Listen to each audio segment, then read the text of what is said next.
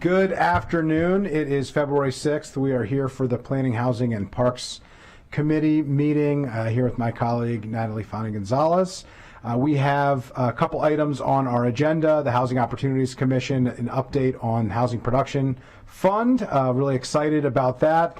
And DHCA, Department of Housing and Community Affairs, an update on all of the affordable housing activities happening within the executive branch.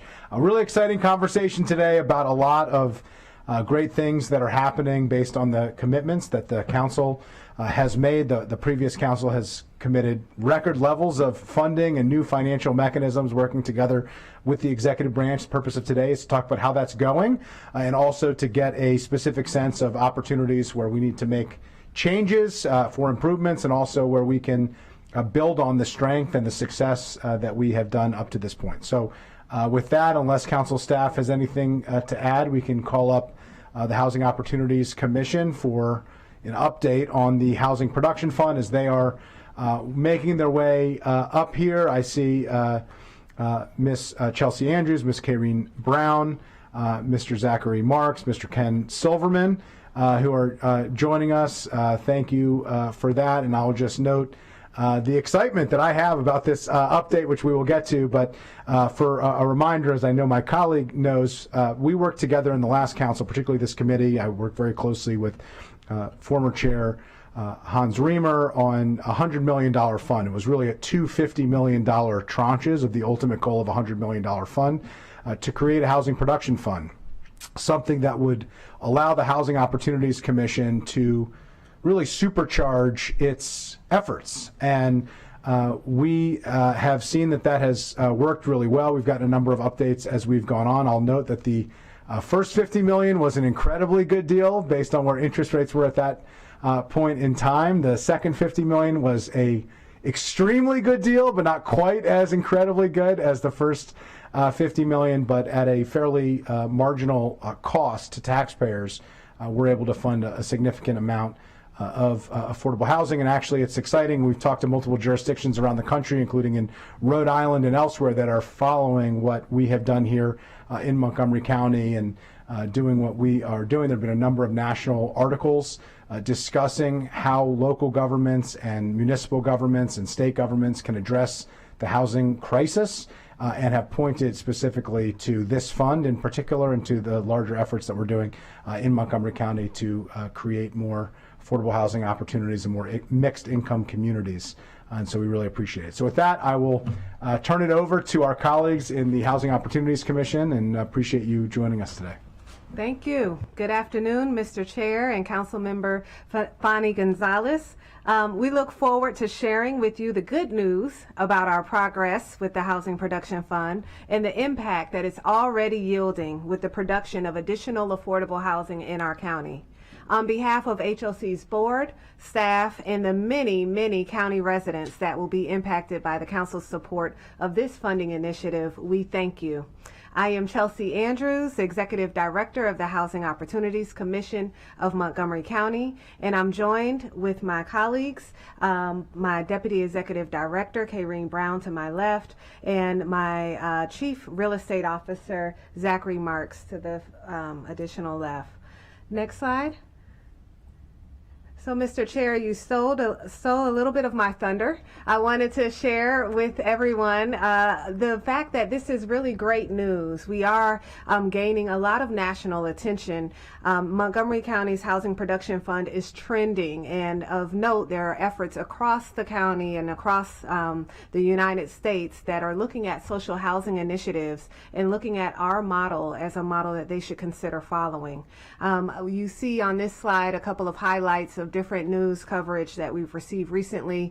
The Providence Journal did a thoughtful feature on how HOC could influence Rhode Island's social housing initiative, spotting the laureate as our first HPF deal and drawing on several council members' commentary, including the chair, in support of this model in Montgomery County. We have the Maine Beacon, who published an article examining how Maine's housing affordability crises could benefit from a public option and look to HOC for best practices. And Vox also produced a piece on the role of government as public developers. The article featured HOC as an agency using this model to clearly demonstrate the government's power to increase housing supply in Montgomery County. We are proud to be a leader in the nation with the support of this county of this innovative approach. I'd like to turn it over to Zachary, who will provide an overview and additional details on our progress to date.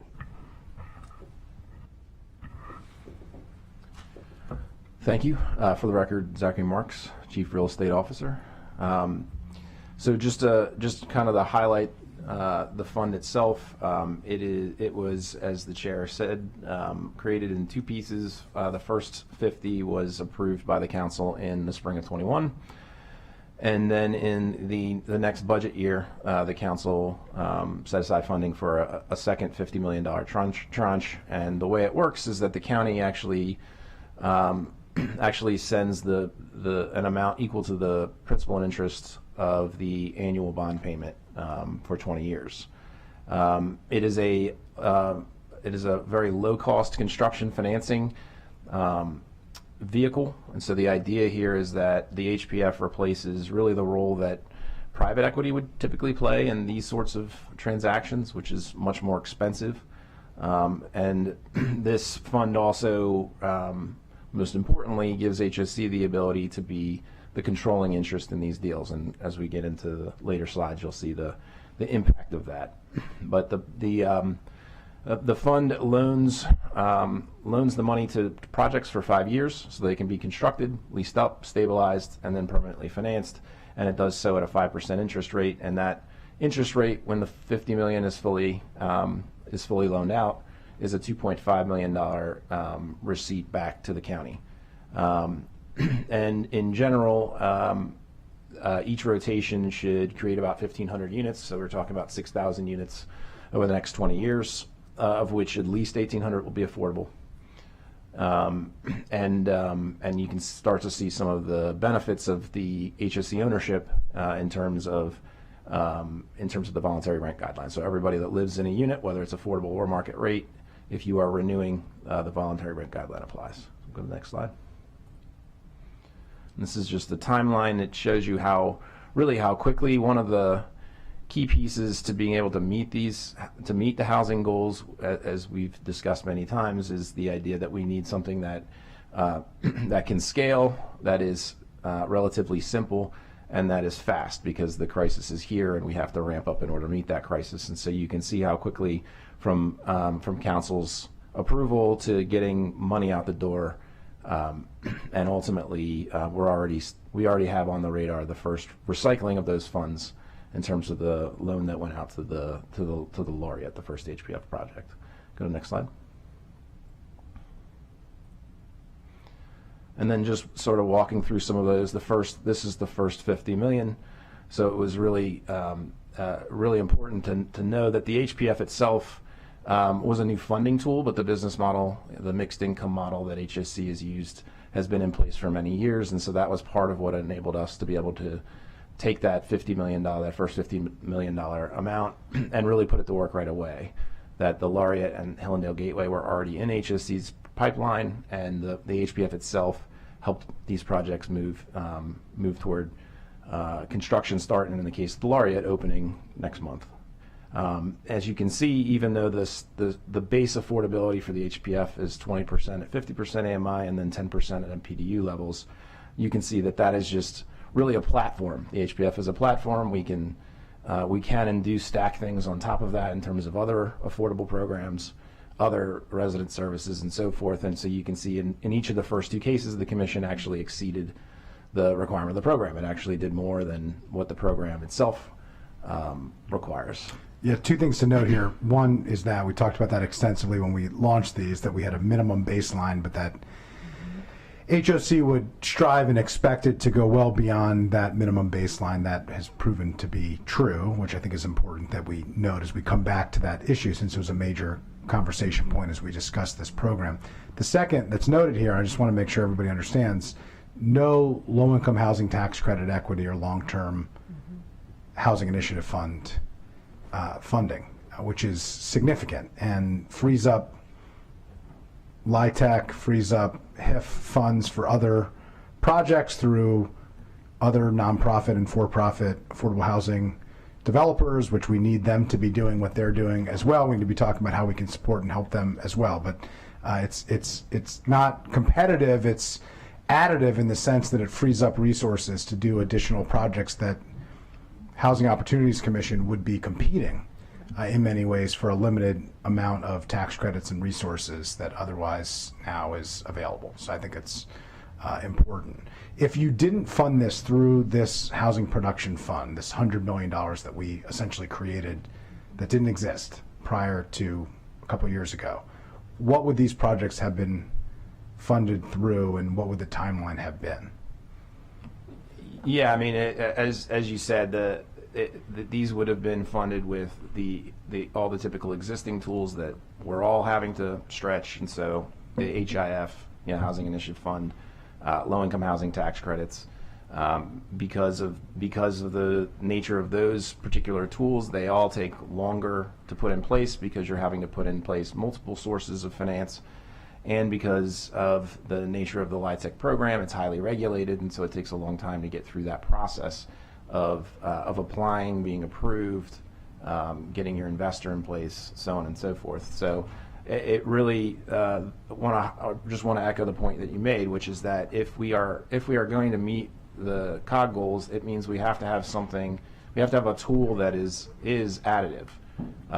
Otherwise, we're simply competing for the same things that we're really already using to produce where we are now. So the idea of the Housing Production Fund was to avoid the use of those other tools, because we know that there are some projects that cannot do without. Appreciate it. Next slide. What's that? Oh yeah, I mean, I guess the important thing about there are kind of two. Go back one slide. I'm sorry. The important thing about Hillendale, I think two really important keys here. So one, the HPF is allowing what is a major reinvestment in East County, right? This is going to be the first, other than some of the stuff that's starting to happen up in White Oak. This is really the first thing to happen in Hillendale in a long time from a multifamily perspective. And so the HPF allows HSC to do, again, what it has done historically, which is HSC is often the first into areas that have not seen recent reinvestment. And the HPF allows us to do so with confidence here. And so that's important. But the other piece, and again, the HPF is not the whole thing. It is a tool, and we build on the HPF in the same way that we do with the affordability. We've also done that with energy efficiency here. And so these two buildings are going to be built to passive house standards, and the senior building will actually be net zero. And that's significantly ahead of the curve in terms of where that sort of construction is, not just in the county, not just in the state, but even to an extent in the Mid-Atlantic. Go to the next slide. So Garnkirk Farms is an opportunity for us to deliver some rental housing in Clarksburg, which is, there aren't terribly many opportunities to do that. So the commission is excited to engage with this deal, much like the Laureate. This was a transaction that actually was already site plan approved with a private sector owner. And so one of the nice features of the HPF is it actually can often attract transactions that wouldn't otherwise happen or happen as fast. So again, if we're trying to meet housing goals, it's making sure that housing does get built. And the advantage of having developments that are already approved is obviously we can get them to market much faster as opposed to starting from scratch. And Wheaton Gateway is also an example of our continuing use of previous deals to learn lessons, get better. So Wheaton Gateway is really built off the idea of Hillendale Gateway.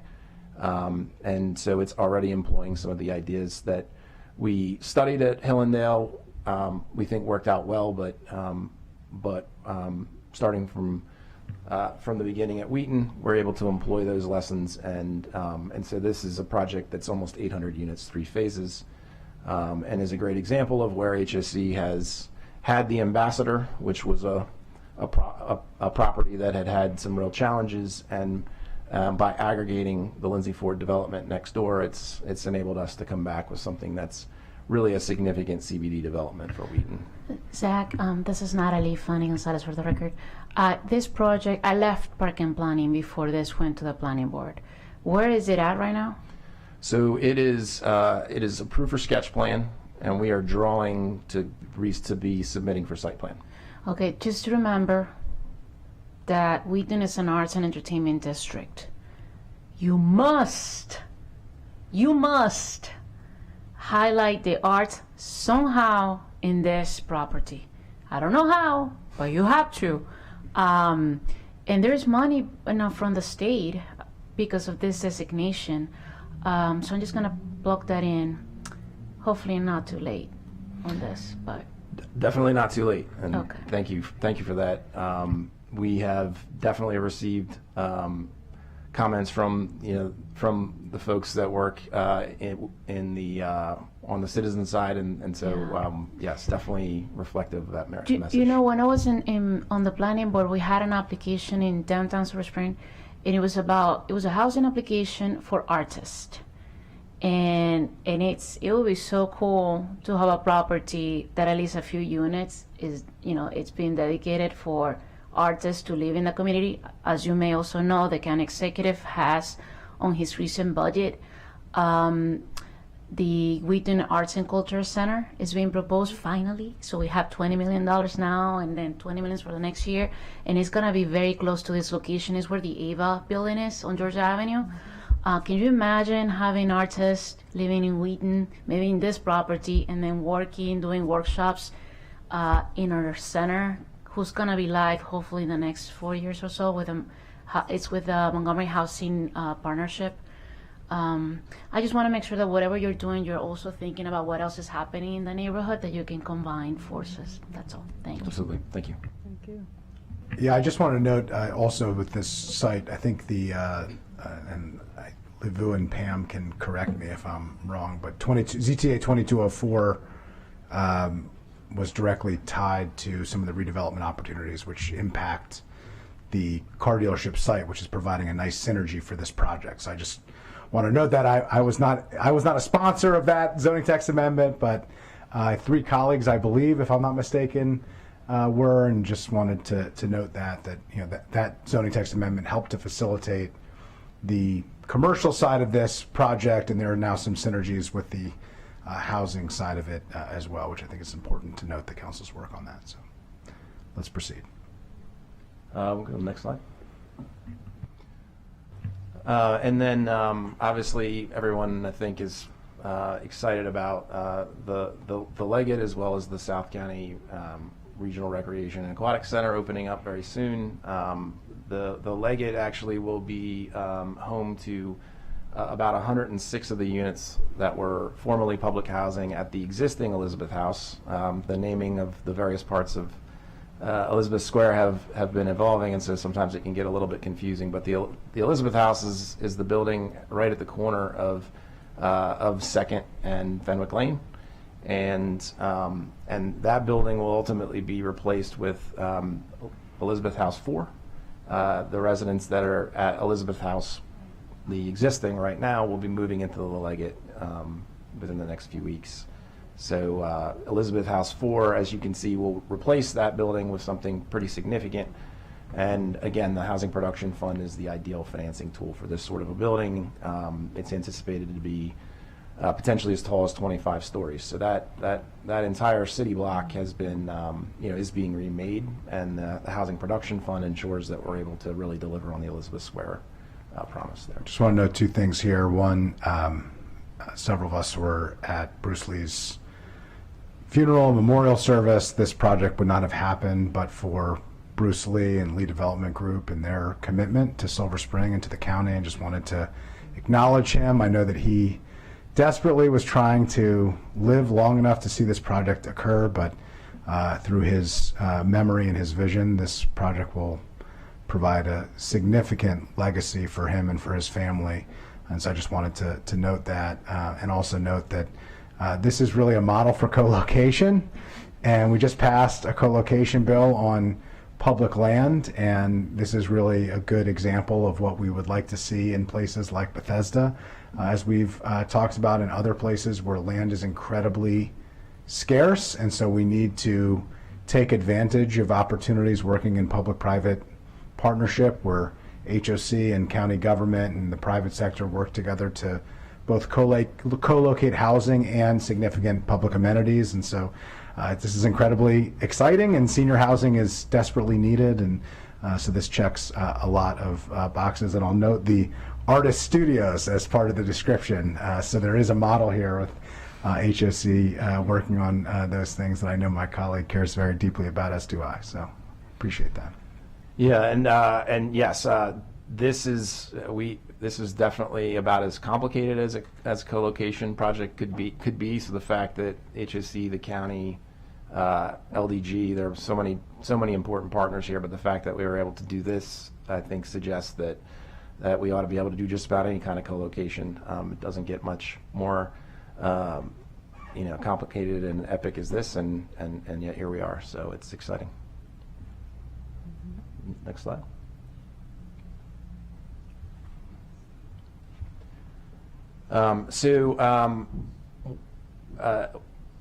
We are, with the success of the HPF and with the council twice supporting, the fund from 0 to 50 and 50 to 100, and as the fund itself has continued to see a high profile nationally, it's also beginning to happen in the same way within the state of Maryland, and so one of those things that we wanted to highlight is that that District 19 delegate Vaughn Stewart has introduced a HB 60, a bill to effectively create a matching fund designed to incentivize counties and localities to do exactly the kind of innovative finance that this council has done, and to incentivize it by basically matching it. And so rather than coming up with another program that's specific and that has to somehow be compatible with other programs, the idea here is that the work that the council has done here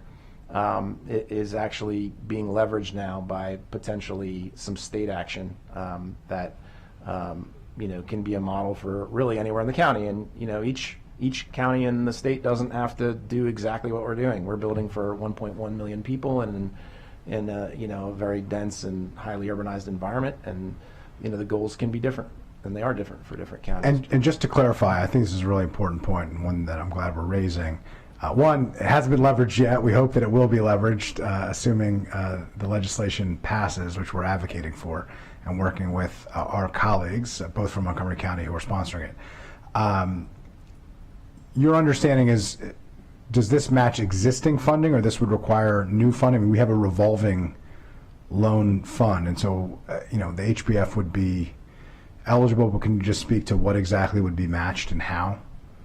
Yeah, so to the extent that it's defined, so to your point, this is definitely still in progress, but the general idea would be that the HPF would count because the HPF would, for instance, make its next loan, right? And then HOC could turn to this matching fund and say, hey, the county created this innovative financing tool. It complies in all the different ways. So the Laureate, which was a $14 million loan, could be matched $14 million and $14 million, for instance. Or if it's a $14 million need, the HPF would only have to put up half of the commitment, and the state would be putting up the other half. And that wouldn't impact our obligations. It wouldn't impact our bonding requirements or our debt ratios. It would just be a match. Right. And so it'd be happening on a project by project basis. So it wouldn't necessarily be, as some have suggested, that we would get $100 million to match our $100 million. Like, we wouldn't be sitting on the money ourselves waiting to deploy it. But as soon as our money is going out, there would be a mechanism by which we could receive a state match, which would allow our $100 million to go potentially twice as far. Is that accurate? Yes. Again, insofar as it's not totally fleshed out yet. I think that's probably that's certainly the simplest way to do it and the most likely way to do it. But obviously there are there are different ways that the state could come to present this matching fund. But I think the important thing is it would not be commingled or anything with the existing housing production fund. The idea it would just be it would allow the housing production fund to do more deals if there are matching funds. So as you said, just instead of having to put 14 million in a deal, if it only has to put 7, it means it has 7. You do twice as many deals. Exactly. Yes, please, my colleague. So there's, I'm not gonna mention the apartment building, but there's a particular apartment, Ken, you know what I'm talking about, in my district. And they're selling it. And I wish HOC could go and take over so people can stay. These are apartments where people are paying, affordable housing numbers, but it needs more help to make sure it's deeply affordable for people. Will this qualify in terms of you get, an opportunity like this is coming out of the blue, the owner wants to sell, it's in an area where it's near the metro, that's what I'm gonna say, and we want people who are low income to stay there. We need you, HOC, to purchase that. Would this bill help you? Could I suggest, it's a really important question, but it is probably more related to right of first refusals. Okay. So should we go through the housing production fund and then at the end talk about right of first, like HOC's role in right of first refusal? Because that'll tie directly in then to the executive branch, which this is a key part of what they're going to be discussing. If it's okay with you, I think it might. Just remember that I want to know if this bill will impact that. That was the question, this particular legislation. And I think it would help just to put a marker down for the executive branch who's coming up next to be able to talk about what opportunities might be available from this legislation in terms of matching the executive branch's efforts and our other funds that are available. So. Go ahead. Just don't forget. Let's see. Yeah, so I think the important piece of this, though, is that it's, again, aligned with this idea that we want to keep things simple, we want to keep things fast, and we want to keep things scalable. And that's what this is achieving by effectively creating legislation that is designed to basically look to the innovation that's already been done at the local level, as opposed to layering on different requirements that may not be compatible. We're very excited about this legislation, and it would certainly be additive. Next slide. Mm-hmm. And just to sort of show you in more of a visual way, both the impact that the HPF is having, will have, and the idea of this idea that these are scalable solutions. They need to be. If we're missing our COG goals by a significant amount, then it means we need a tool or a set of tools that's able to rise to that challenge. And as you can see, the HPF has changed the amount of production participation on an annual basis for HOC. It was leveraging the existing model, but as the chair said at the beginning, it's supposed to be rocket fuel, right? It's supposed to supercharge what HOC has already been doing for a long time, and you can see the change, the shift, starting really right now as these first deals get off the ground, and as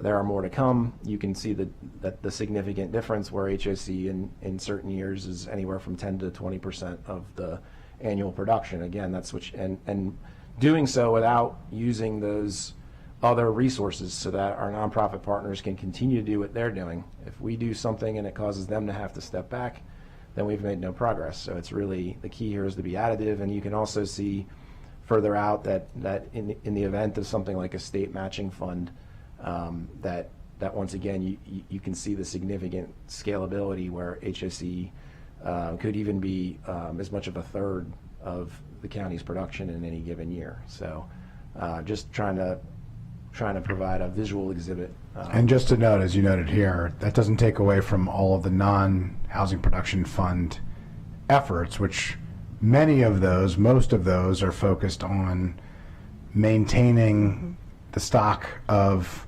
affordable and deeply affordable housing to make sure that it is dignified and the type of place that we would want anybody in our county to live in.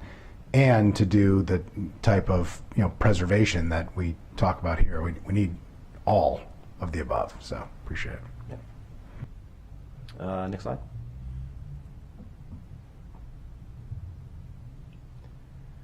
So from the perspective of public ownership, we talked at the beginning. One of the requirements of the HPF is that HOC must own or control the housing, and that really is one of the core pieces to why the Housing Production Fund is so important. It's not simply that it makes the housing cheaper to construct because we're not having to use expensive private capital, but really it's putting HOC in control of these properties. Such that there are significant tenant protections. Again, we participate in voluntary rent guideline, and that HOC obviously is a major provider of resident services. So we have the ability to provide all of this to these communities directly in terms of long-term equity as these projects mature. They create equity as we pay off the mortgage. The reason the Leggett got built is because Alexander House was right next to it, and HOC had owned it for a long time and was able to capitalize that building in a way that both could reinvest in the Alexander House, but also the commission was able to make a significant commitment to building the Leggett. And so there are short-term benefits to the HPF, but also long-term ones. And the other piece is that, as we all know, housing is really a platform to provide so many other things. It can be co-location for important public uses, and it gives us the opportunity to do things that maybe the private sector is not ready to do either, like going for passive housing, going for net zero, and going for electrification, and showing that these things are absolutely possible today in Montgomery County.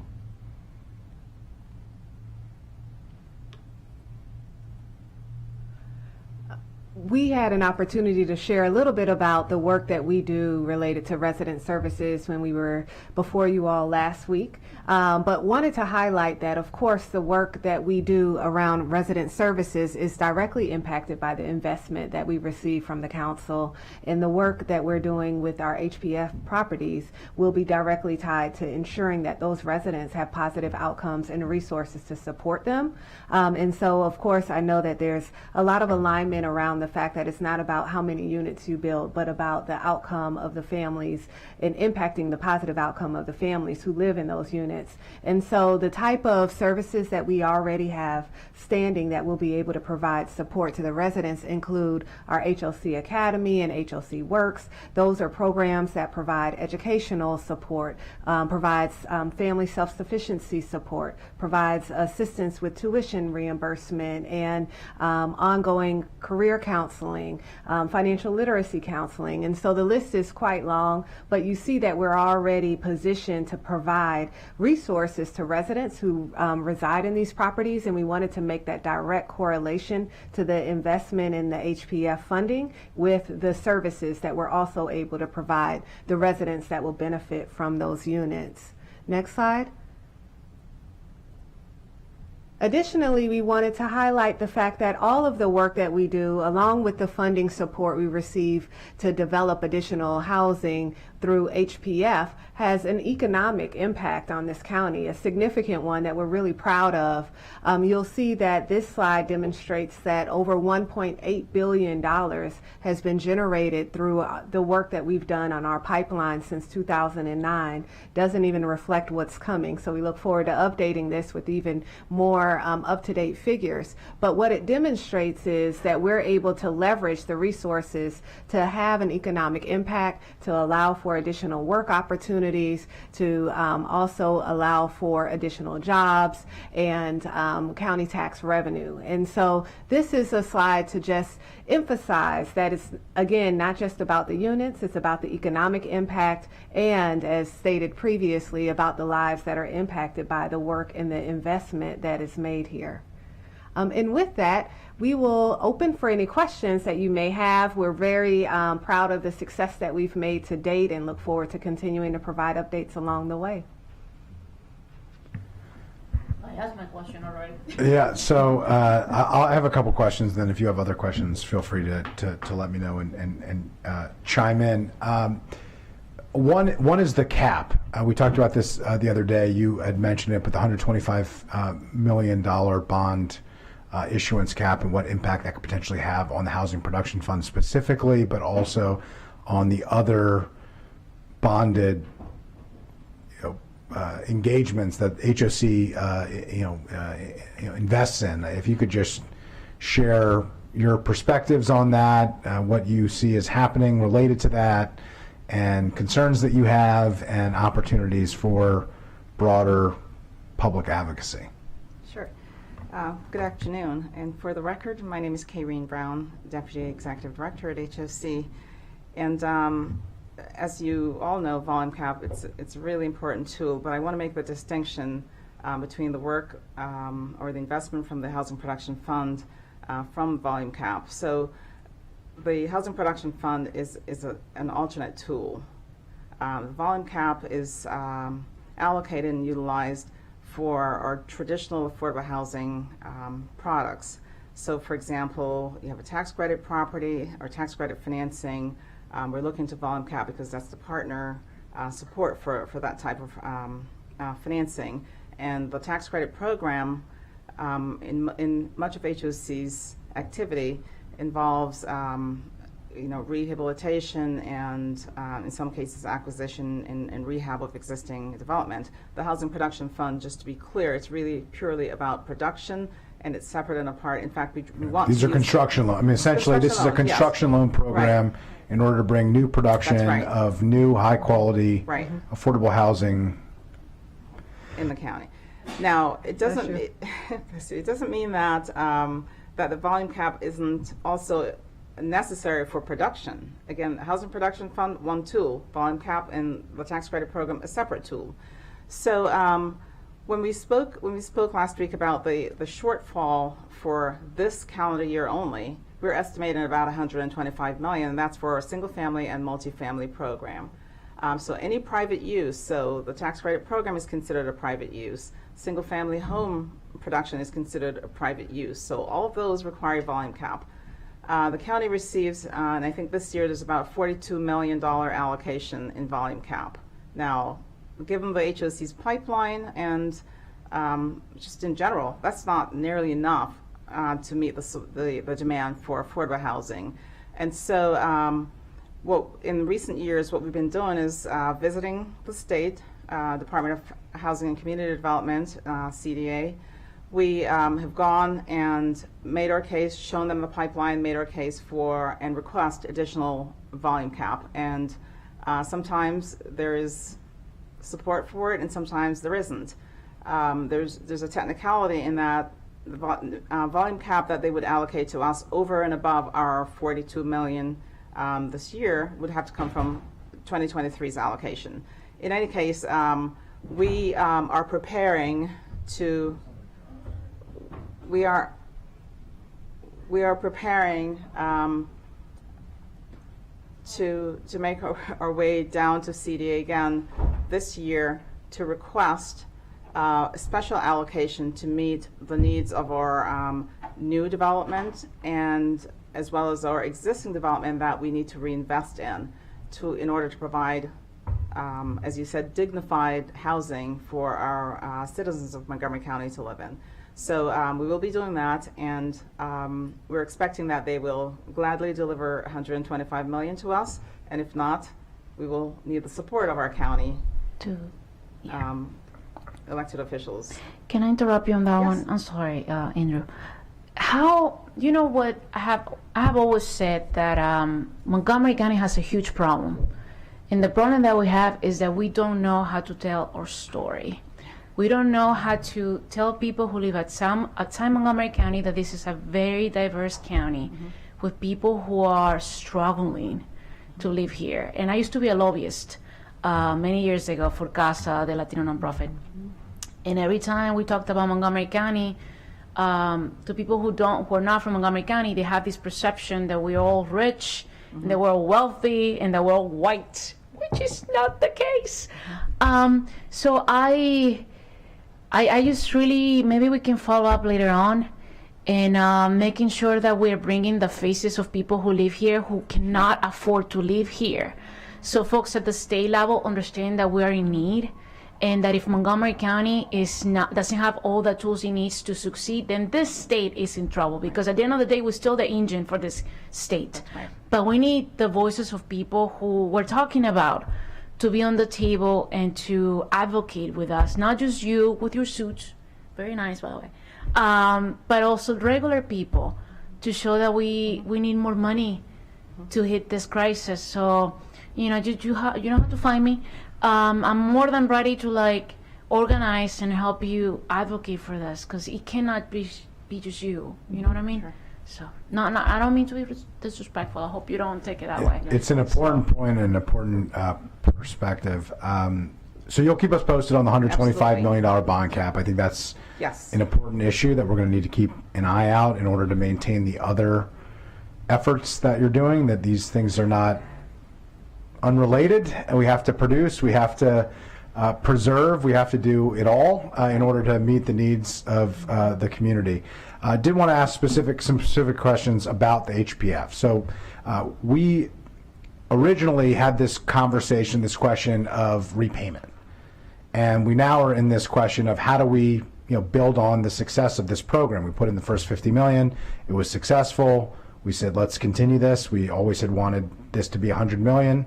So we, issued a second $50 million tranche. It's now at the $100 million that we had intended.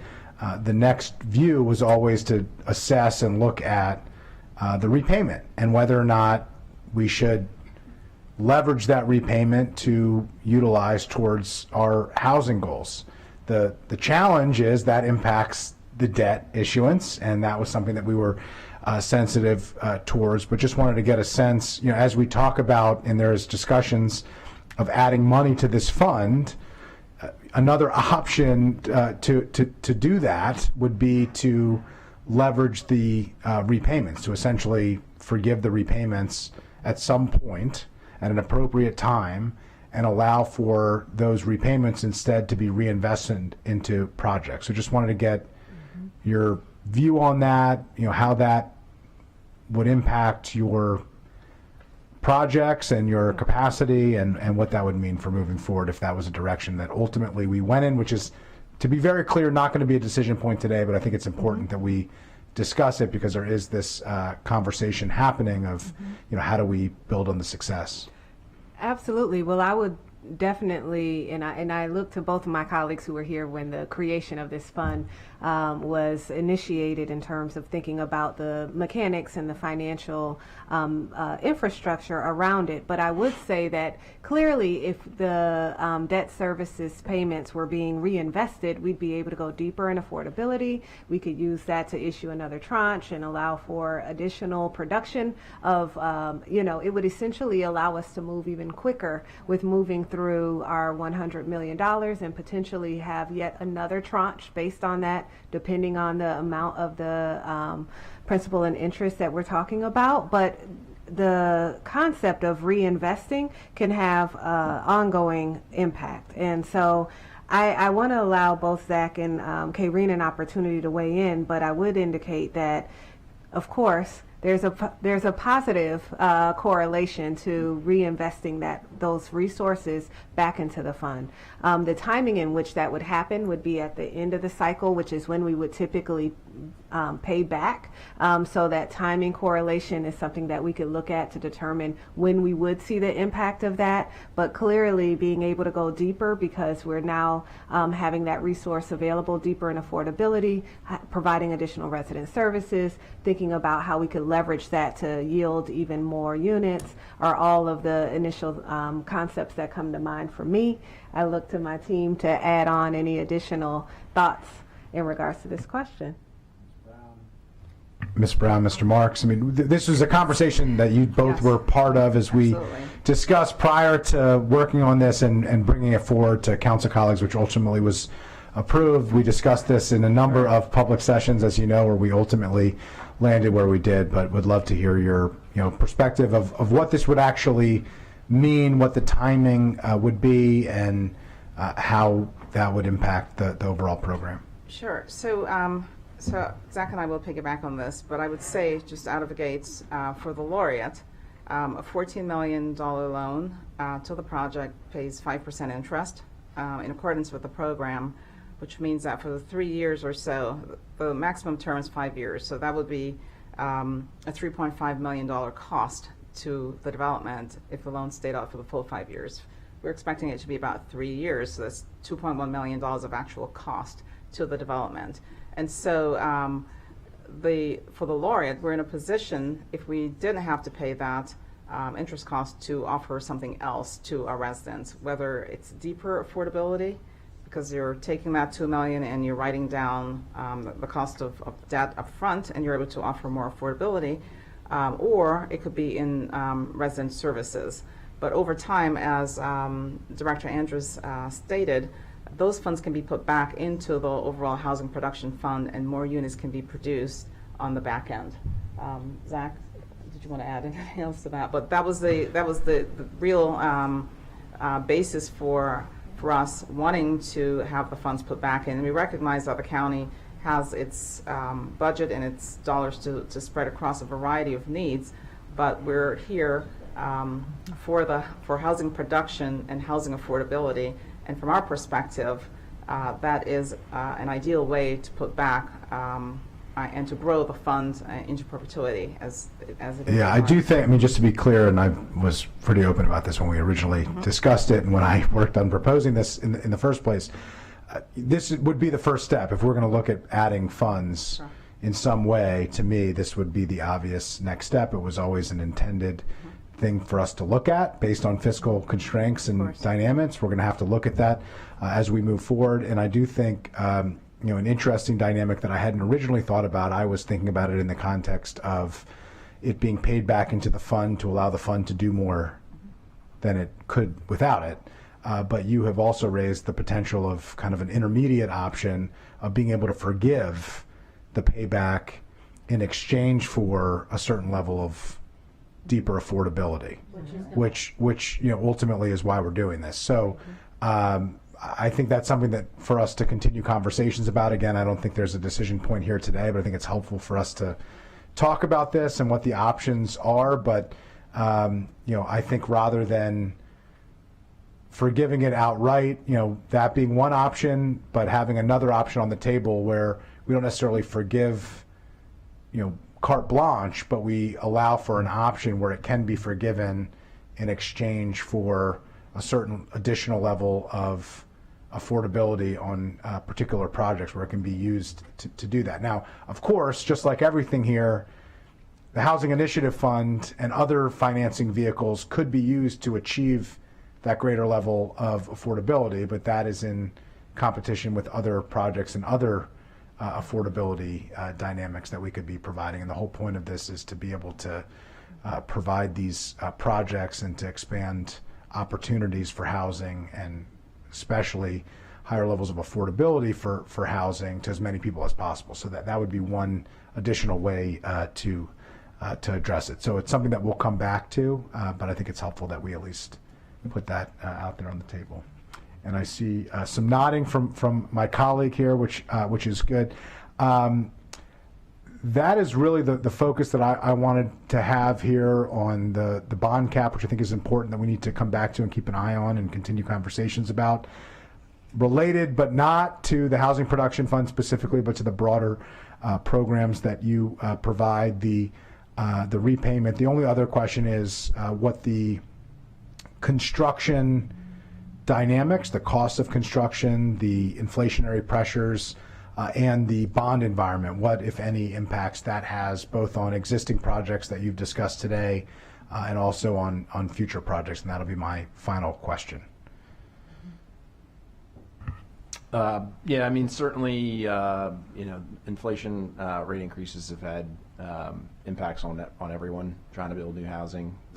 Certainly, the Laureate got going in time, but Hillendale Gateway did not. So, there were some things we were able to do to offset some of those issues. And I think one of the powerful things about the fund is that, these are the kinds of environments in which the private sector kind of exits the market and production slows and production stops. So this is sort of the counter-cyclical argument that we were making originally, that the HPF does allow HOC to continue to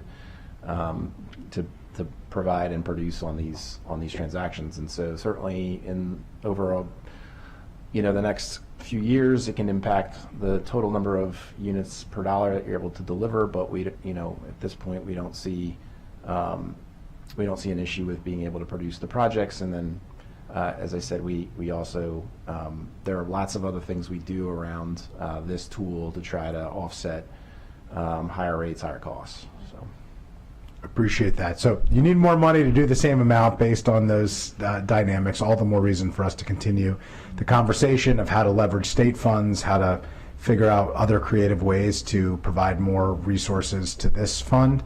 And I will note, as you just said, the economic impact that this has for the government and a public housing agency to be able to continue to build at a time when building of new housing is slowing, unfortunately. That's critical, and it's critical to our economic development. We have our economic development chair here, and it's critical to meeting our housing needs. We can't only build our housing needs when the market is advantageous to building new housing. We have to continuously be building new housing in order to meet our long-term needs and address the shortfall. So all the more reason why I think this is really important. Anything else to add, Ms. Andrews? No, I think you covered it very eloquently. The truth is we have to stay on mission, and we have to figure out how we stay on mission with developing the additional housing that we know our county needs. So we're really fortunate to have this resource available.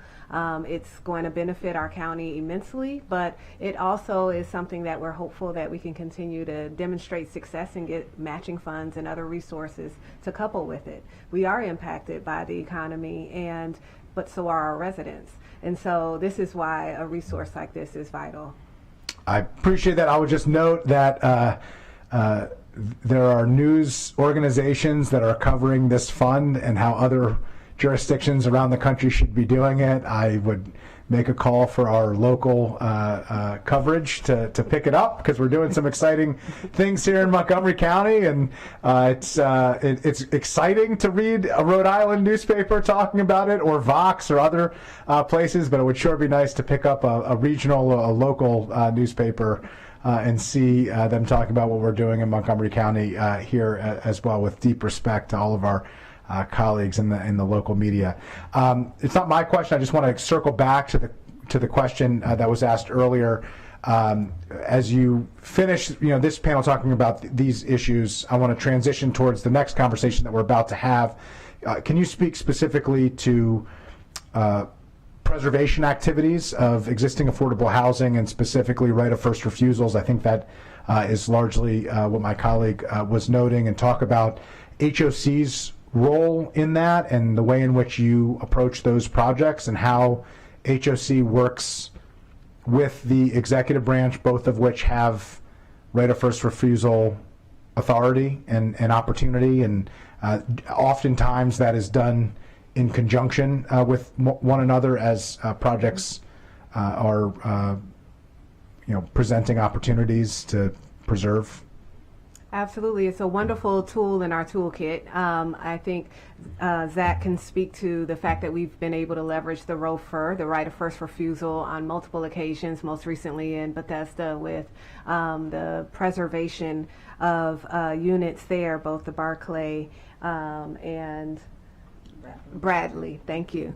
And so we work, of course, very closely with the county executive's office to determine what is the best approach depending on what the needs are for that particular property. We have a very short period of time to make a full assessment to determine what the physical needs are of that particular property, what the potential outcome would be in terms of investment, and what the gap may be.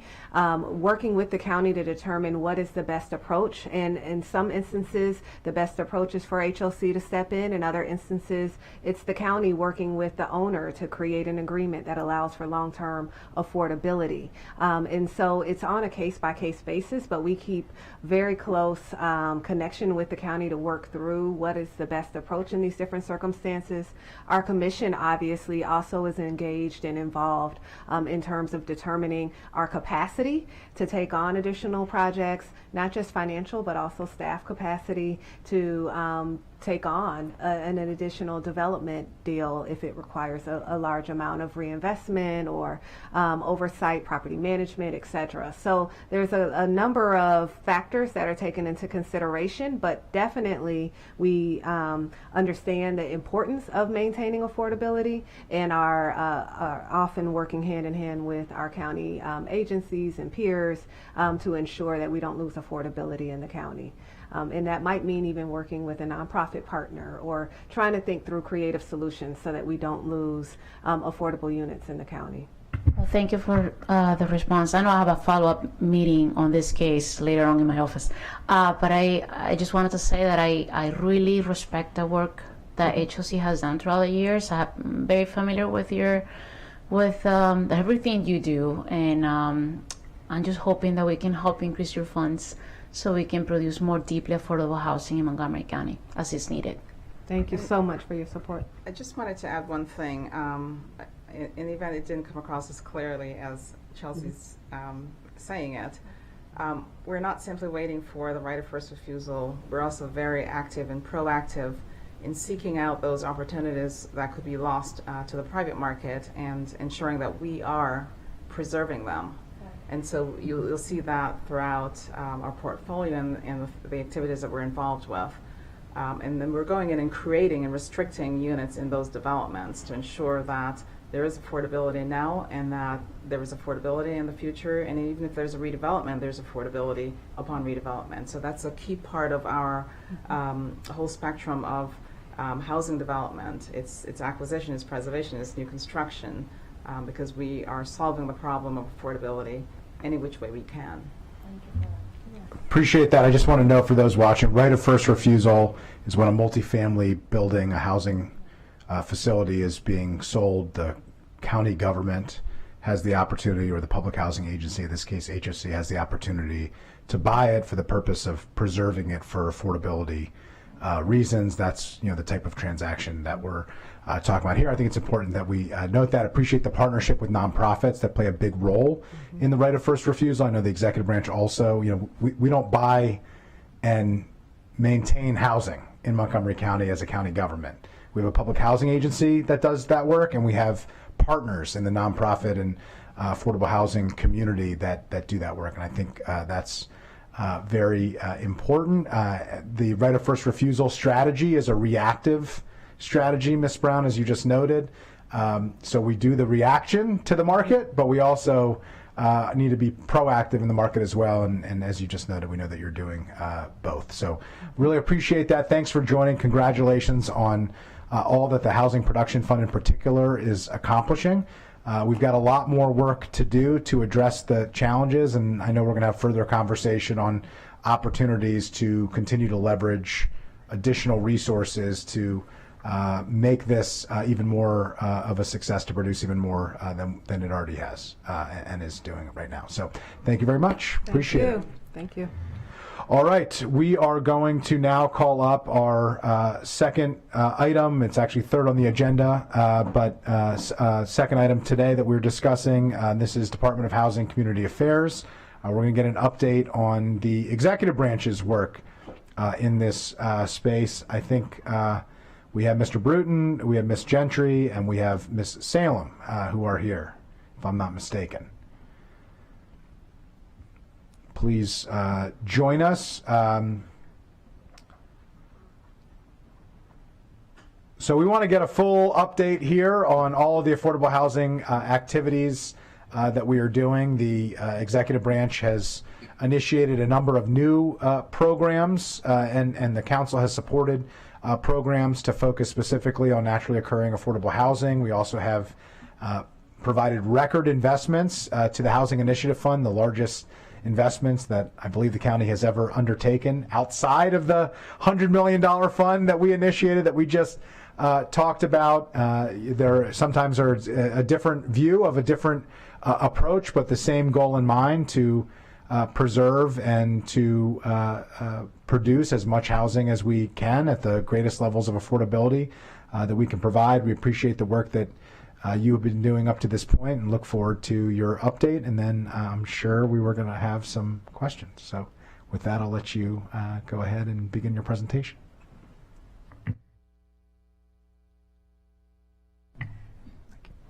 Thank you. Good afternoon, Chairperson Friedson and Councilmember Fanny Gonzalez. My name is Scott Bruton. I am the relatively new, been 4 weeks on the job, Deputy Director of the Department of Housing and Community Affairs. Thank you very much for inviting us to talk about the portion of the work that DHCA does on preserving and creating affordable housing in Montgomery County. I'm joined today by Salem Pofen, our Chief of Finance, and Mary Gentry, our Chief of Housing. And Mary's been on the job, I think, about 3 months longer than I. So because of my newness, Mary and I'm still trying to cram my head full of all the different numbers and the names of all the different programs. Mary's going to handle, because of her experience in this area, talking you through our presentation today, and then the three of us would be happy to answer any questions as appropriate. Good afternoon, and thank you for inviting us to be here. Just for clarification, I'm Mary Gentry, Chief of Housing.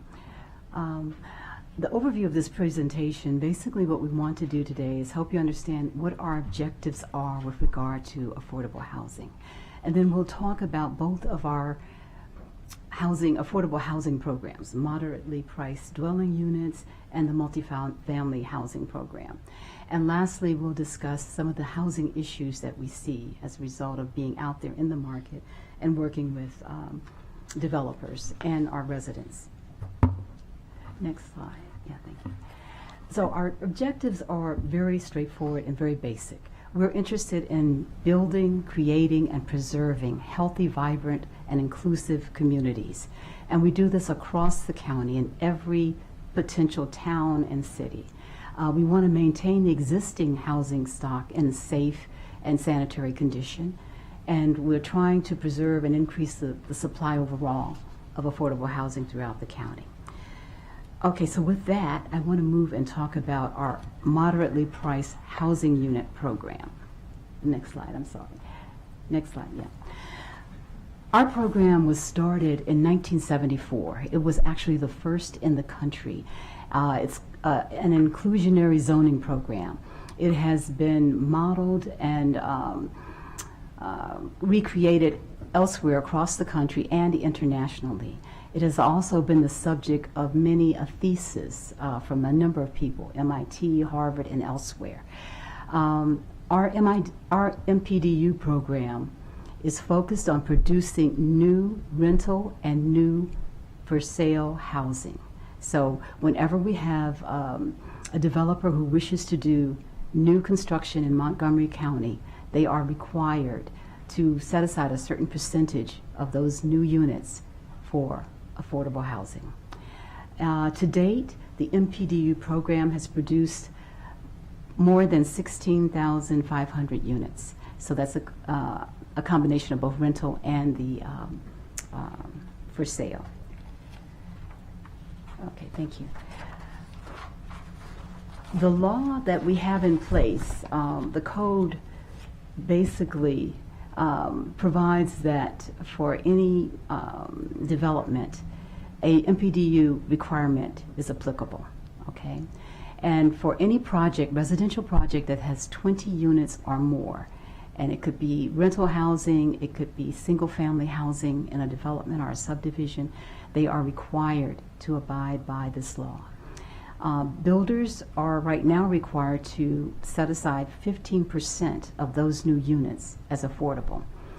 That number has changed over time. I believe in 2005 and prior, it may have been about 10%. So at any rate, it has changed. We're now at 15%.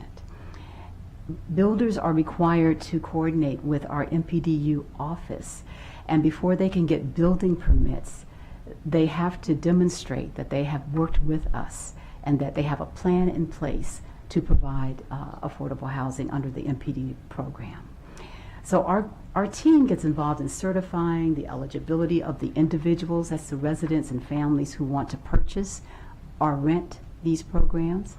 We establish the sales and rental prices for the units. And all of this, we have a method for doing that and a specific way of calculating it. And we try to be consistent, keeping in mind the household incomes that we're looking at trying to address. We manage the lottery selection for prospective buyers. Right now, people need to, if you're interested in buying, there are classes that you have to take and pass, and then you're on a waiting list. And so we manage that. We also oversee all the training that's required, both for the leasing offices and for the individual residents who wish to apply for the program. Our team enforces occupancy and resale provisions of the law and oversee resale of existing units. So a purchaser of a single-family home under the MPDU program may sell it, but then there is a certain amount of monies that will come back to the county. This is a way that we sort of maintain and continue to keep funds available for this program. Next slide, please. This is a compilation of some of the rental buildings that that we have some data on. And again, we need some support with the data because we don't have good data for the most part, but we had an intern compile this information for us at the end of last year. And right now we have a total of 3,154 MPDU buildings, so individual buildings. And they are within 144 properties. So you can think about a particular development. Could you speak, you said that you need help with the data for MPDUs. The MPDUs are registered with the department, right? They are registered, I mean data overall, because managing our data and getting a lot of detail and digging into it, it just has not been that easily accessible.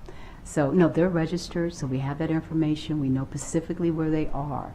But there are deep dives that we would be interested in doing that are more difficult to do. So the general overall data, yes. But being able to look into it and see where are we having some issues, where are some of the areas that we need to perhaps focus more closely in on, we need some support in terms of data. Where do you need support from, and who would be providing the help?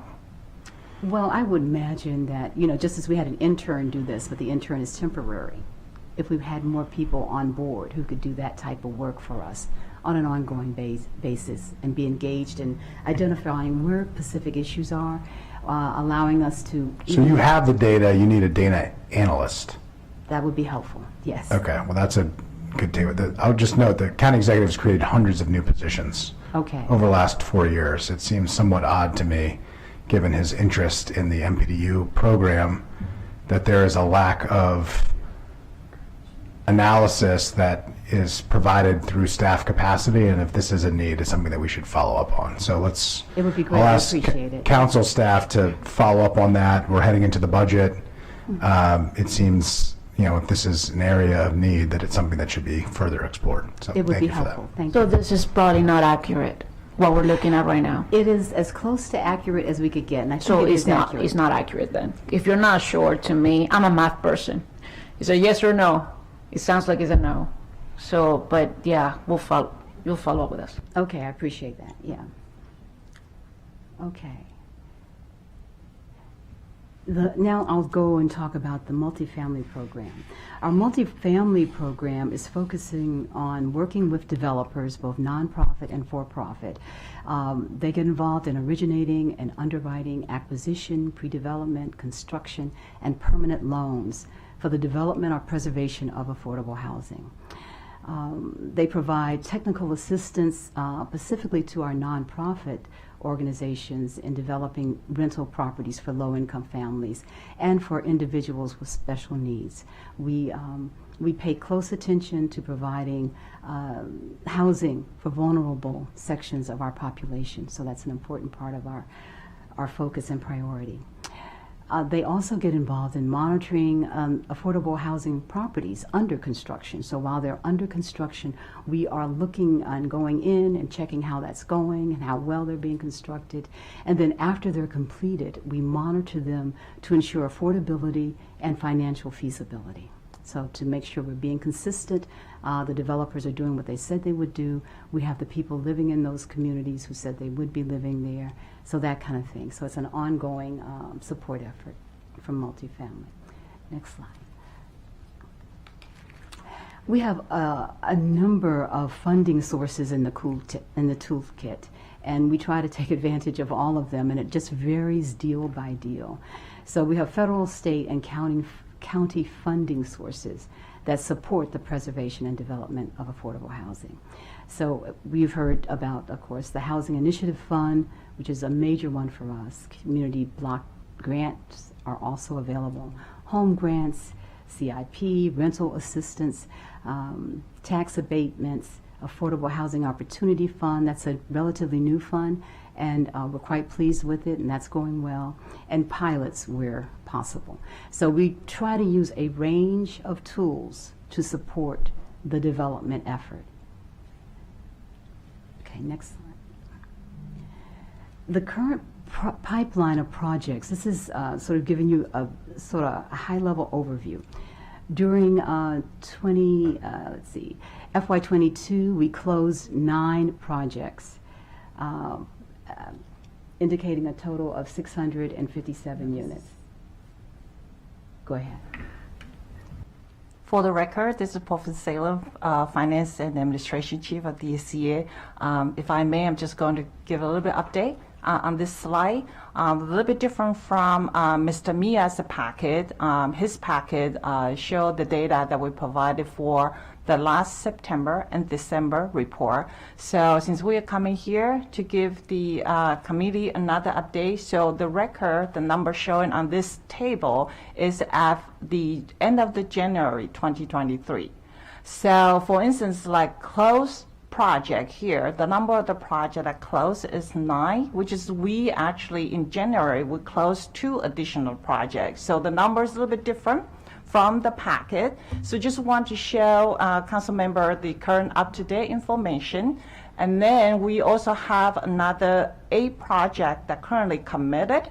So if you combine the closed and committed project from beginning of the FY23, we have county either spent, committed, or to be committed about $153 million, which is about 75% of the resources available from the beginning of the FY23. That's off the total about $23 million that's been in appropriation that have not been spent or have not been encumbered. So over the past 6 months or 7 months, the department has committed or to spend 2/3 of the resources today.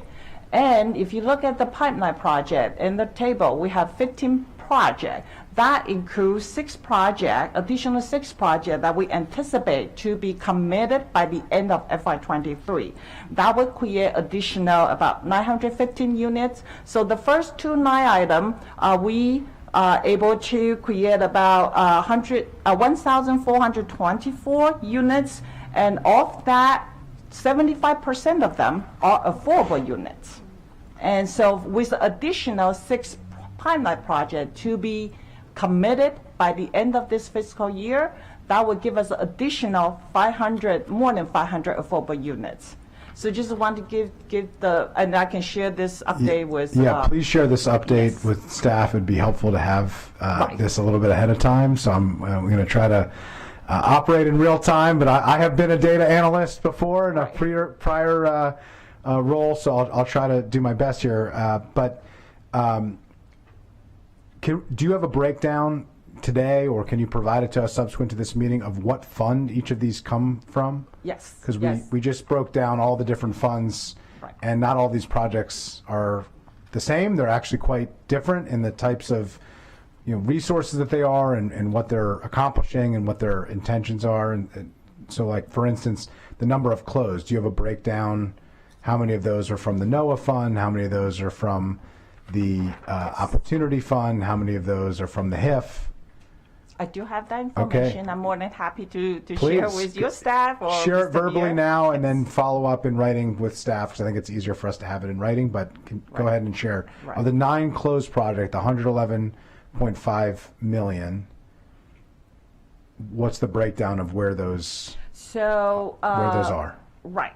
Of that, for under the HIF operating budget, we have about 36 million that either spent or committed of that 111 million Okay, dollar. so 36 million out Yes. of Out of 204 the- million?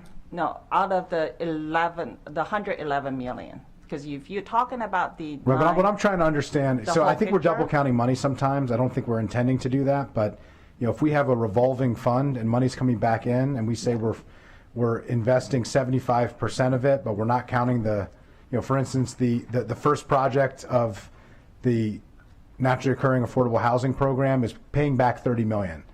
So 32 those million. 30 million, I just want to be clear, Right. and this is what I'm trying to get a handle on. That 30 million is now available and is not spent. So that is not double counting, and I'm very well aware of the concern that council member has, and so definitely would share that detail with council staff and your office. So basically, what So of the 111, I'm just trying to understand, I don't have it in writing in front of me, so we're trying to work this out together. Sure. The 111.5 million, how much comes out of the HIF? You mean 100? The 111.5 million for the 9 closed projects. Okay.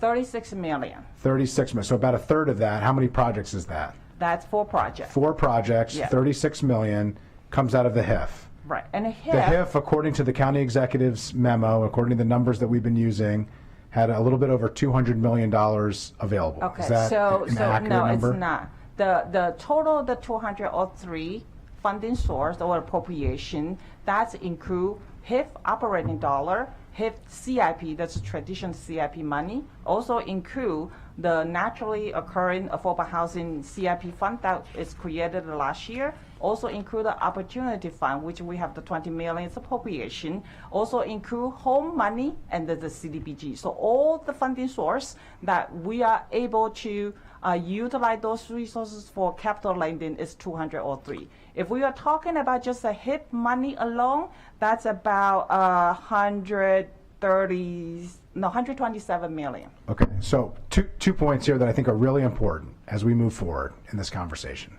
Number one, the county executive's transmission refers to the 203 million when we receive that. And if we're going to break it down when we have these conversations, it needs to be broken down in what gets transmitted to us in writing. And so that we don't have different numbers that mean different things. And it's not a criticism of you individually, but collectively, we have to do a much better job of being much more accountable to this money than we have been up to this point. It's something that I've been talking about for 4 years, about the Housing Initiative Fund, that it's not accountable because we use the numbers very loosely. And we kind of make the numbers sound what we want them to sound for the given situation that we're in at that point. And when we go to a developer roundtable, there's a certain amount of money available. And when we have a briefing here, there's another amount of money available. And we talk about how much percentage we've closed of the money that we have available. It's an entirely different number. And we just have to be much more consistent with the numbers that we use. Whatever we pick and how we want to lay out the numbers, I yield to you. You all are doing this work every day, but it has to be the same every meeting that we have, in every memo that we receive, or else we can't possibly do our jobs. So I just think it's really important that we speak that. Mr. Mead? Yes, sorry. I just want to add, on Circle 14 of the packet, you'll see the starting point of appropriations by breakdown. So, $203 million is broken down by HIF, CIP, federal grants. That's the starting point. And I understand. I'm not saying that no one is doing anything wrong, but it's very hard to follow for anybody in the public. It's very hard for us to be able to hold ourselves accountable to the amount of money that we're appropriating and to understand where the needs are if we interchange the pots of money that we're talking about. So 36 million, 4 projects out of the HIF, where approximately $127 million is available. So we've committed 2/3 of the money overall on all of the affordable housing projects that you mentioned, So but only about a 36 quarter. I'm sorry, 36 million is only on the operating side. I have not mentioned about 30 million is on the CIP side. This is the one that we just closed in January. So combined, and I'm sorry, because when people talk about HIF, and usually HIF, the way that, as council member understand that we have an operating budget and the capital budget. So when we talk about HIF, it's a collective of both sides of the budget. And so altogether, the HIP money, we have spent about 66 million out of the 127. So it's about a half. About of half. that. Yeah, so, the 6 months, 7 months past that we have committed more than half of that. That resources out the And commit, you mean closed? spend the close, yes, and Okay, the money is out the door. Close the deal, yes. Okay. And of the 127 million, or of the 66 million is probably better, Yeah. how many of those deals were committed before July 1st? The pipeline project, I would have to check with the multifamily staff and then get back to you because Please do. Some of them, carry on the pipeline for a year or two. I'm guessing Yes. all of them carried on, but I would be helpful to know that because it's a broader conversation that I want to work collaboratively on. But in figuring out how we deploy resources in a manner that makes more sense to our budget process, and one of the challenges that we talked about last time that we came and had this discussion back in the spring that I have been raising for a while, is that it takes about 14 months, according to your staff, to close on a deal, to deploy the resources that are committed. And we have an appropriation timeline of 12 months. And so the idea is you're basically not initiating a conversation to commit resources until funds are appropriated, because that's what staff is instructed to do. It's not a criticism, it's just the reality.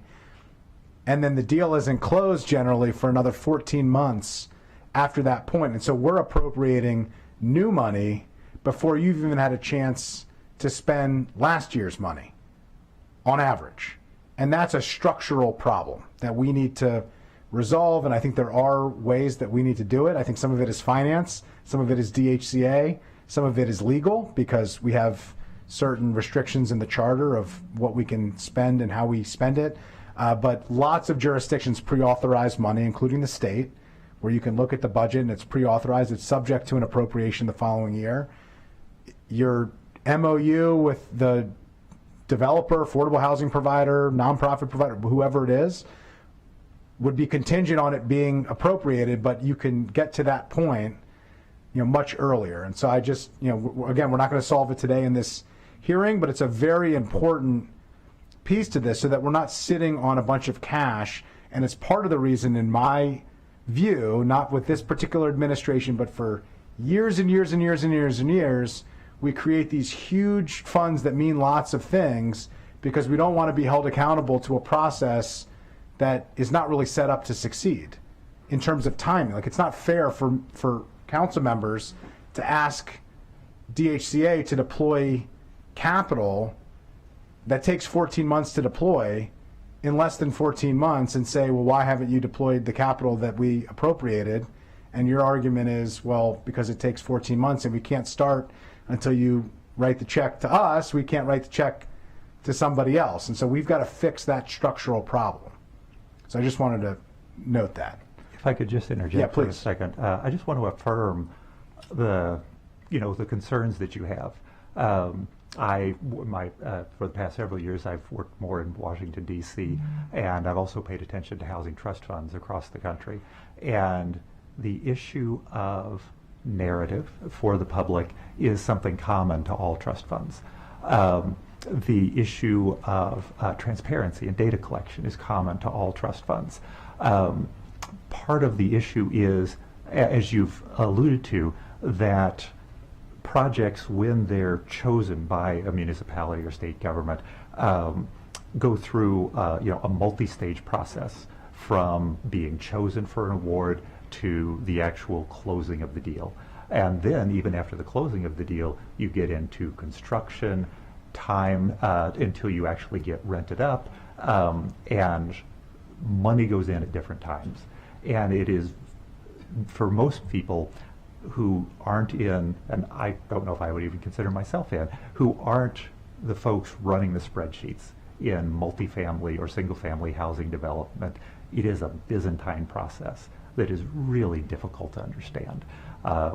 And so, as you've said, we do have an issue. Everybody has an issue across the country that we have to deal with creating a narrative not only for those who appropriate the money, whom we are responsible to, but to the voters and the taxpayers who provide And us. the partners who want to work together to access the funds and don't know what's available and when it will be available, which is an important piece. But I appreciate you saying that. So related to this issue, and so I put that marker down. I've been talking about this for a while. We've got work to do on that. We're not going to solve it today, but we need to continue to figure out a way to come up with a system that works better so that we can deploy capital in a much more efficient way than we currently can. And it's not a criticism of any individual or any department or any particular administration. It's an ongoing problem that we have to solve, and we're going to have to figure it out together.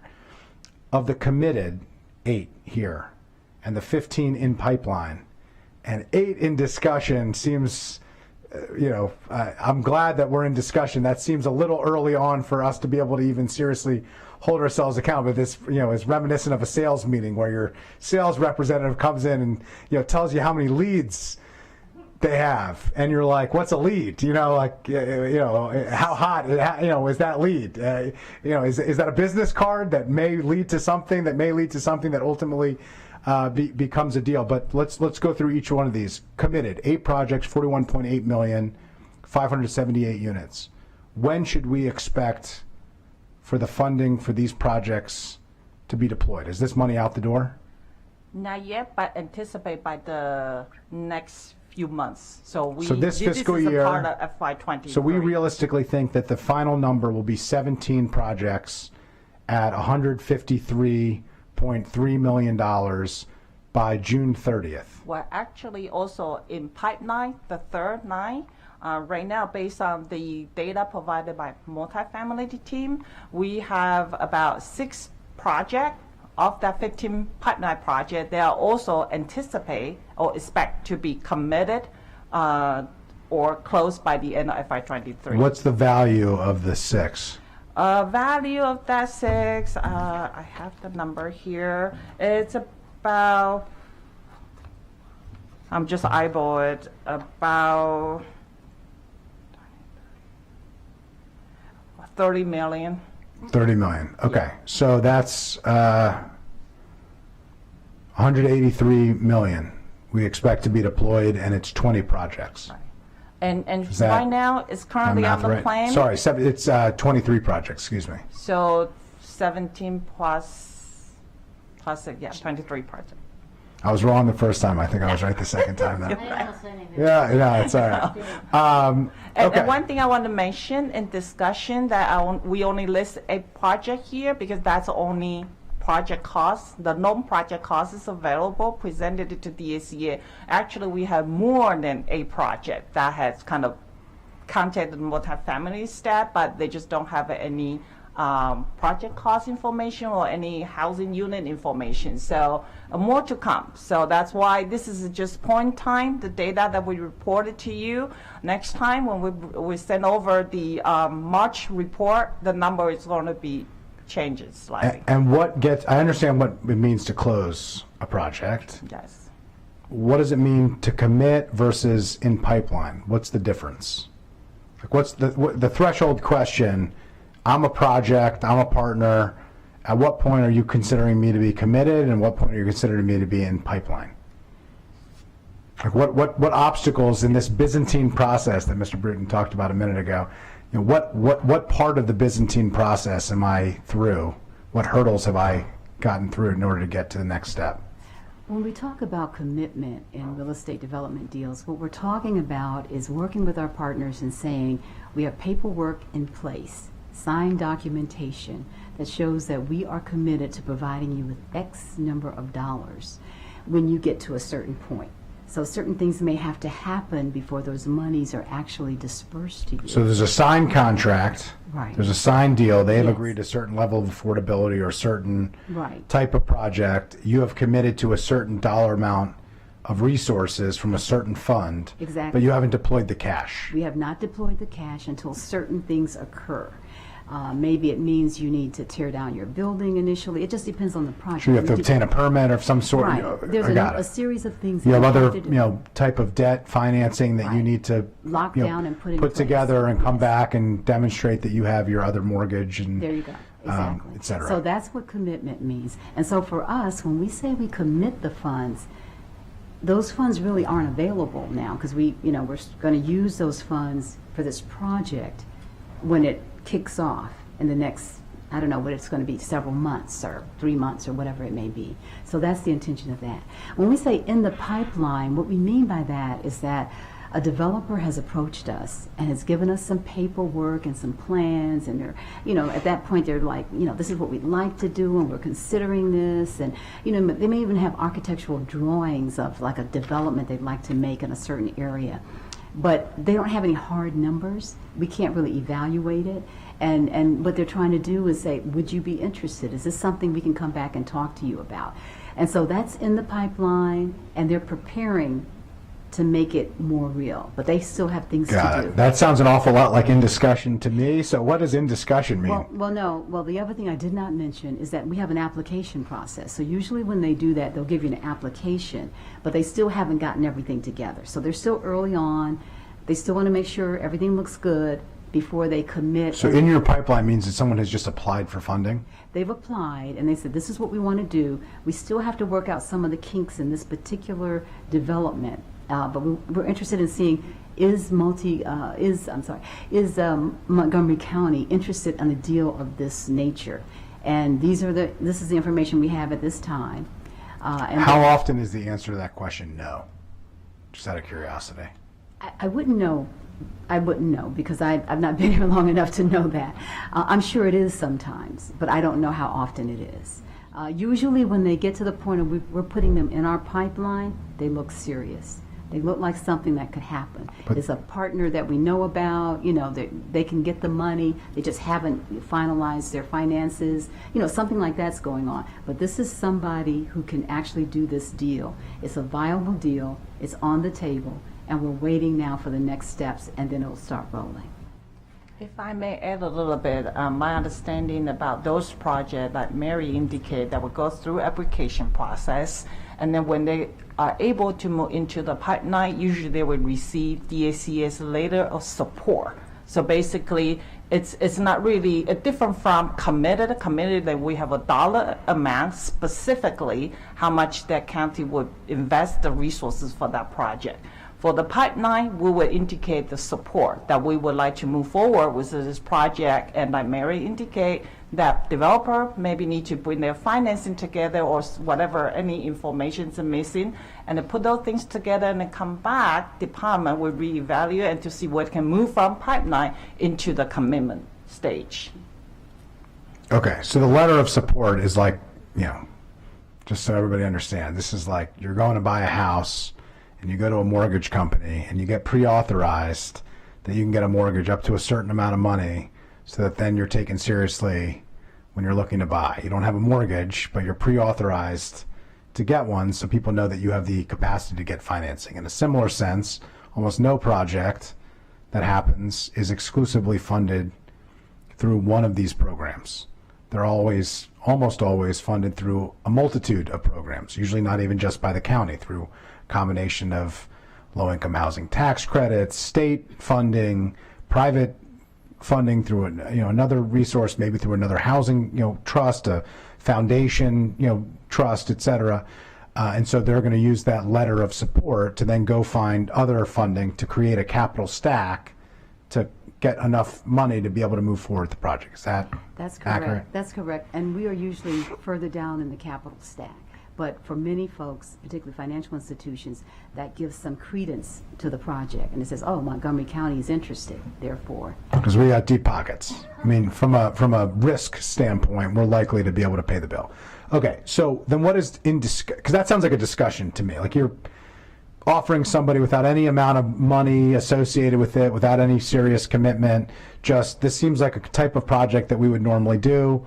We're going to give you a letter of support saying you should go and try to obtain other financing, and we'll see where we can fit in and how much we can provide based on the information that you then will provide for us. What does in discussion mean? In discussion literally means just that. You'll have someone approach you and say, we're looking at a building on such and such a street. We'd like to turn this, it could be any type of building. We want to turn it into X number of units of affordable housing, and we're looking at possibly putting a daycare center on the first floor. It's still just, their mind, their imagination. Usually no paperwork is exchanged. It's just a discussion. That's all it is. Okay, I have a question here. The county investment of $128.4 million and $87.1 million. How do we have an exact number if we haven't provided an exact commitment? We don't have a commitment at that point. We have an idea of what they're looking for based on what they've told us, but they haven't gone through the process. We have a process that requires them to provide certain paperwork and details that we generally don't have all of it at that point. So for those project in discussion, council member, that they indicate how much would cost for this project. So it's sort of like a placeholder right now. Oftentimes, especially for the last couple of years, we have seen some of the project costs come back to us way much higher. So this is sort of like an initial of the process. They want to apply for county resources. They want to bring the project to discuss with the ACS and multifamily staff. So this is the information that we gather from multifamily staff, and this is just sort of like placeholder. And we have more project that currently in discussion has no detailed information in terms of total project cost, number of the units. Especially, we are very interested in what is the number of the affordable units that project is going to bring forward. What is the percentage of in pipeline and in discussion of projects historically that have been closed, and in what time frame? I would have to go back to do more analysis on that. Okay, that would be helpful for us to know. So could I make a suggestion? Yes. Okay.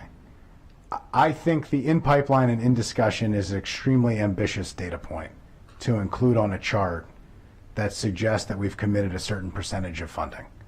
I'm not trying to be critical here. I'm just being honest that it creates a sense that these projects are going to be moving forward, and we don't know if they will or they won't. Some of these we don't even have the information.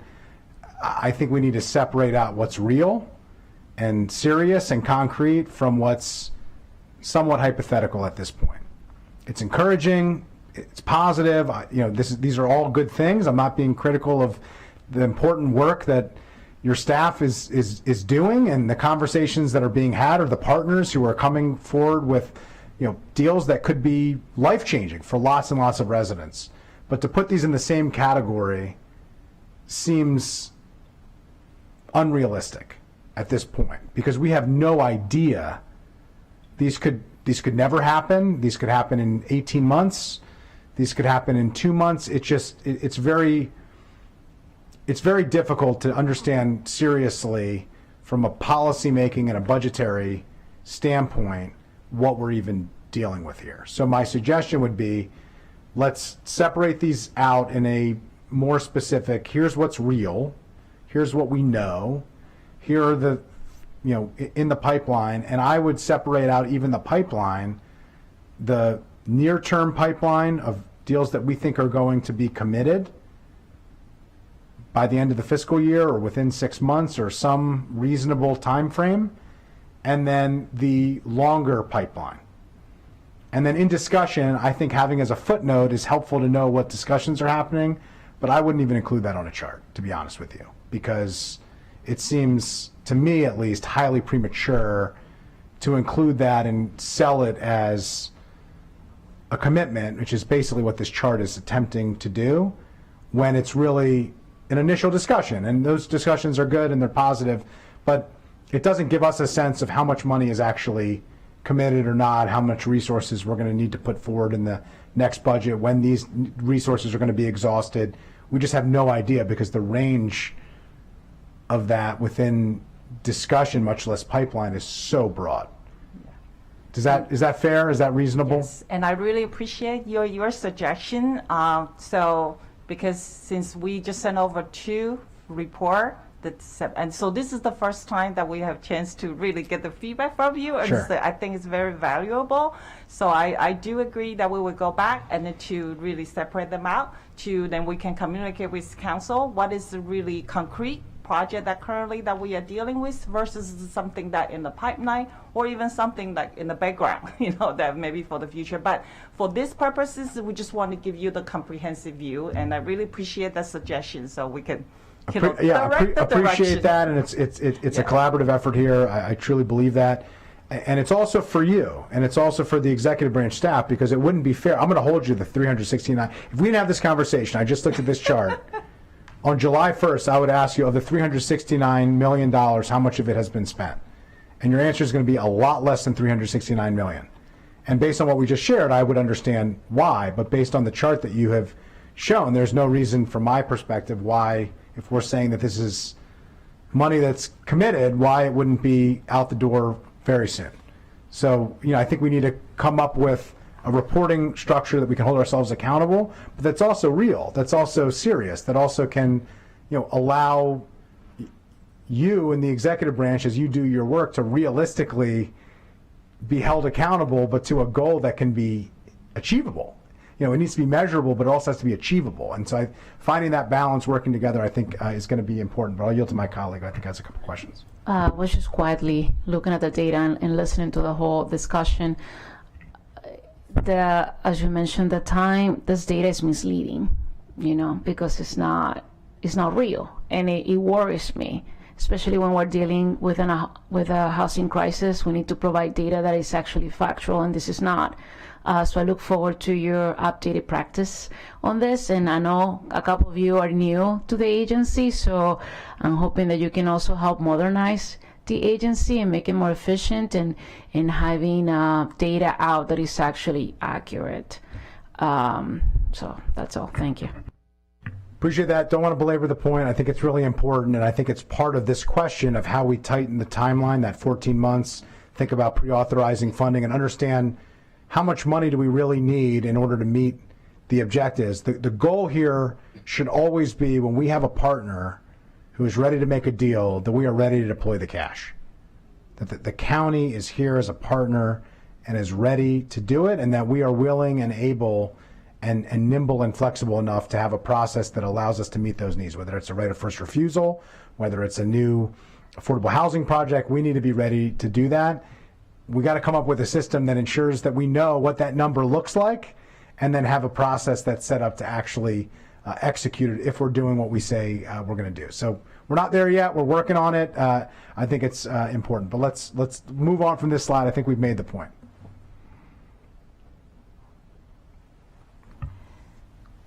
Thank you. The next section will talk about some of the projects that we've actually closed just recently, actually. Scarborough Square Townhomes and Apartments.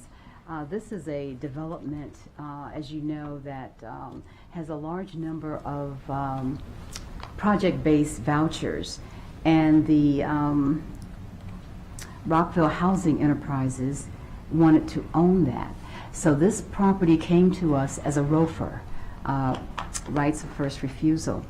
And when RHE found out about it, the Housing Authority of Rockville, they came to us and said, we're interested in purchasing this because a large number of our voucher holders live there, and we want to keep it affordable, and we'd like to actually add more project-based vouchers to that property over time. And so we went into a deal with them and with the owner. It was owned by a real estate investment trust. And so this was unusual and a little different, only one property in it. We purchased the property, I think it was a $44 million deal, and we immediately sold it to RHE. And so they became the owners of it like the next day. So even though we put in $44 million to get it done initially, RHE gave us $32 million back the next day. So this is an example of right of first refusal. The county exercises its legal right as a county government, as a local government, partners with a nonprofit, or, outside organization. The county never intended to be a landlord. That's not the role that we play. We regulate landlords. We don't serve as one. And quickly turned it over to them and allowed them, once they knew the county was picking it up, they were able to secure the financing in order to make the deal happen. And the net result is the county puts up the money immediately, exercises its right, quickly turns it over to this other organization, puts in place an agreement to maintain levels of affordability, and then gets paid back on at least a portion, about just under $32 million of the $44 million deal, right? Right, that's correct. They paid us back the $32 million, and they're planning to pay another $12 million, I think, toward the end of this first quarter. And that's being paid back out of the permanent financing. So we allow them to obtain permanent financing. Yes. And they pay us back out of that permanent financing, and then the money can be used for another similar type deal. So a success story. This is this is great news. We're happy about this. Could I ask, the 61 units are affordable? Those were currently on voucher? Yes, yes. And the remaining units, they feel some of those may be affordable, but they didn't have vouchers. But they anticipate over time, as people move out of these units, they will put them on project-based vouchers. That's their intent, to make it a totally affordable property. Got it. So some of these were on project-based vouchers, not all of them. The goal is ultimately to move more into project-based vouchers, maybe all into project-based vouchers. And this arrangement allows for that to happen, where otherwise this would have moved forward and the 61 project-based vouchers would have remained as affordable, but we don't know about the other units. Exactly. So this resolved, and helped us to maintain this as an affordable housing unit altogether. So the 60 units that weren't with project-based vouchers are really the ones that are being protected as part of this deal. Yes, yes. Mm-hmm. Got it. Okay. Thanks. So that's Scarborough. And Forest Glen is the next one. Our partner here was Montgomery Housing Partnership. This particular property is located in Silver Spring. And they purchased this property, I believe it was 2014. It was a series of developments owned by one landowner. They purchased it and they've held on to it, and now they're ready to do basically demolish the building and completely redevelop it into a new building with 189 mixed-income apartments. And so they're expected to have that new construction completed by 2025. And this is out of the HIF. Yes, actually, this is mostly HIF money. This is the Production Preservation Loan Fund. Mm-hmm. Yes. Okay. And this, just so everybody knows, this was a significant item of conversation at the Forest Glen Montgomery Hills Master Plan. We talked specifically about this project. It was a key part of that. We had always envisioned this to be a project that we move forward as part of that plan that my colleague, when she was in her previous iteration, knows very well and was very intimately involved in that, and that the prior Fed committee and the council moved forward. So we're pleased to see this project coming to fruition. And I just want to add, this is our first twinning project. We had both the 9% and 4% LIHTC on this project, and it was both the first for Montgomery County as well as the first for our non-profit developer partner. So that was normally it's either a 9% competitive tax credit or a 4% tax credit. It's seldom both. In this case, it's both, which we call twinning. Right, exactly. Okay, just so everybody knows what twinning means. Yeah, no, it's Thank okay. Just trying to, for those watching, I don't know how many people are watching, the millions at home for our colleague who's not with us today. The next project that I wanted to excuse me, bring up is Brook Park, which is in Bethesda. And this is a preservation and redevelopment project of 17 multifamily units. They were all affordable. They will be affordable to people earning 30 to 60% AMI. And the county put in $3.7 million for that project. And we took advantage of the energy funding, the Montgomery County energy funding, to do it. And we closed the project in October of last year. Appreciate it. The next project is Leland Avenue, and this one is a little different and very significant because we were able to work in coordination with the Leland Tenant Association. They were formed to buy the property that they lived in. And I want to give a shout out to Mikasa, who was very instrumental in working with them to get all the support that they needed, legally and financial and what have you, to pull this off, and also to work within the limited time frame that they had to work within. So in this case, it's a 15-unit garden-style apartment building in Tacoma Park. The loan was funded primarily through the Affordable Housing Opportunity Fund. And out of the 14 of the units are affordable rental units. And the county put in 2.2, almost 2.3 million. And just so everyone, so the Affordable Housing Opportunity Fund was the original fund that was 2 years, 8 million, and then 6 million for a total of 14 million. So everybody understands, separate from the other fund that we were talking about that the ROFRs came out of, that we just discussed, which was the $40 million cash fund that the county executive proposed and the council approved in the last budget. I just want to, it's hard to follow the different funds. I just want to try to make sure we note that. Thank you for clarifying for our audience. Thank you. And so the next project. So are there any others, the 2.8 million of the $14 million fund, are there any other projects that have been deployed out of that fund, out of the $14 million? Out of AHOF? Yeah. Yes, there have been. I don't know if I can see it. Is it on there? One moment. And as you're looking at it, the original plan for that fund was that it was going to be leveraged, if I recall, 4-to-1 with a CDFI that was being put forward. So the 2.8, is that 2.8 county dollars, or is that 2.8 leverage dollars with the CDFI and other financial partners, or did they come in after and provide a match of 3 or 4-to-1, and how much would that have been? So county resources is a combination of the opportunity fund and then the home money that will put it together to support this project. I think the Mikasa is working on the renovation side of it because we done through the acquisition and then now they have to went through the renovation. So Mary might have more information on that. Well, I don't have a lot more other than I just really was grateful for their assistance because without them, this tenant organization would likely not have been able to pull this off. So the tenants are buying it. The tenants are There's buying 15 units, 14 are currently affordable. Yes. But they're rentals, affordable rentals, and the goal is for them to be affordable home ownership units. Is This that will now correct? be a co-op.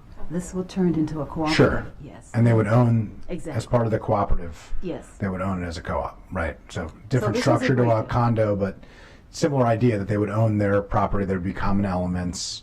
They would have bylaws of what is required. So I just want to make sure I understand. The 2.281, is that out of the Housing Opportunity Fund? Is that a combination of the Housing Opportunity Fund and the Home Fund? Combination. How much of the 2.281 million is out of the Affordable Housing Opportunity Fund? So 2 million, it's coming out the home, and then only $281,250 out of the opportunity fund.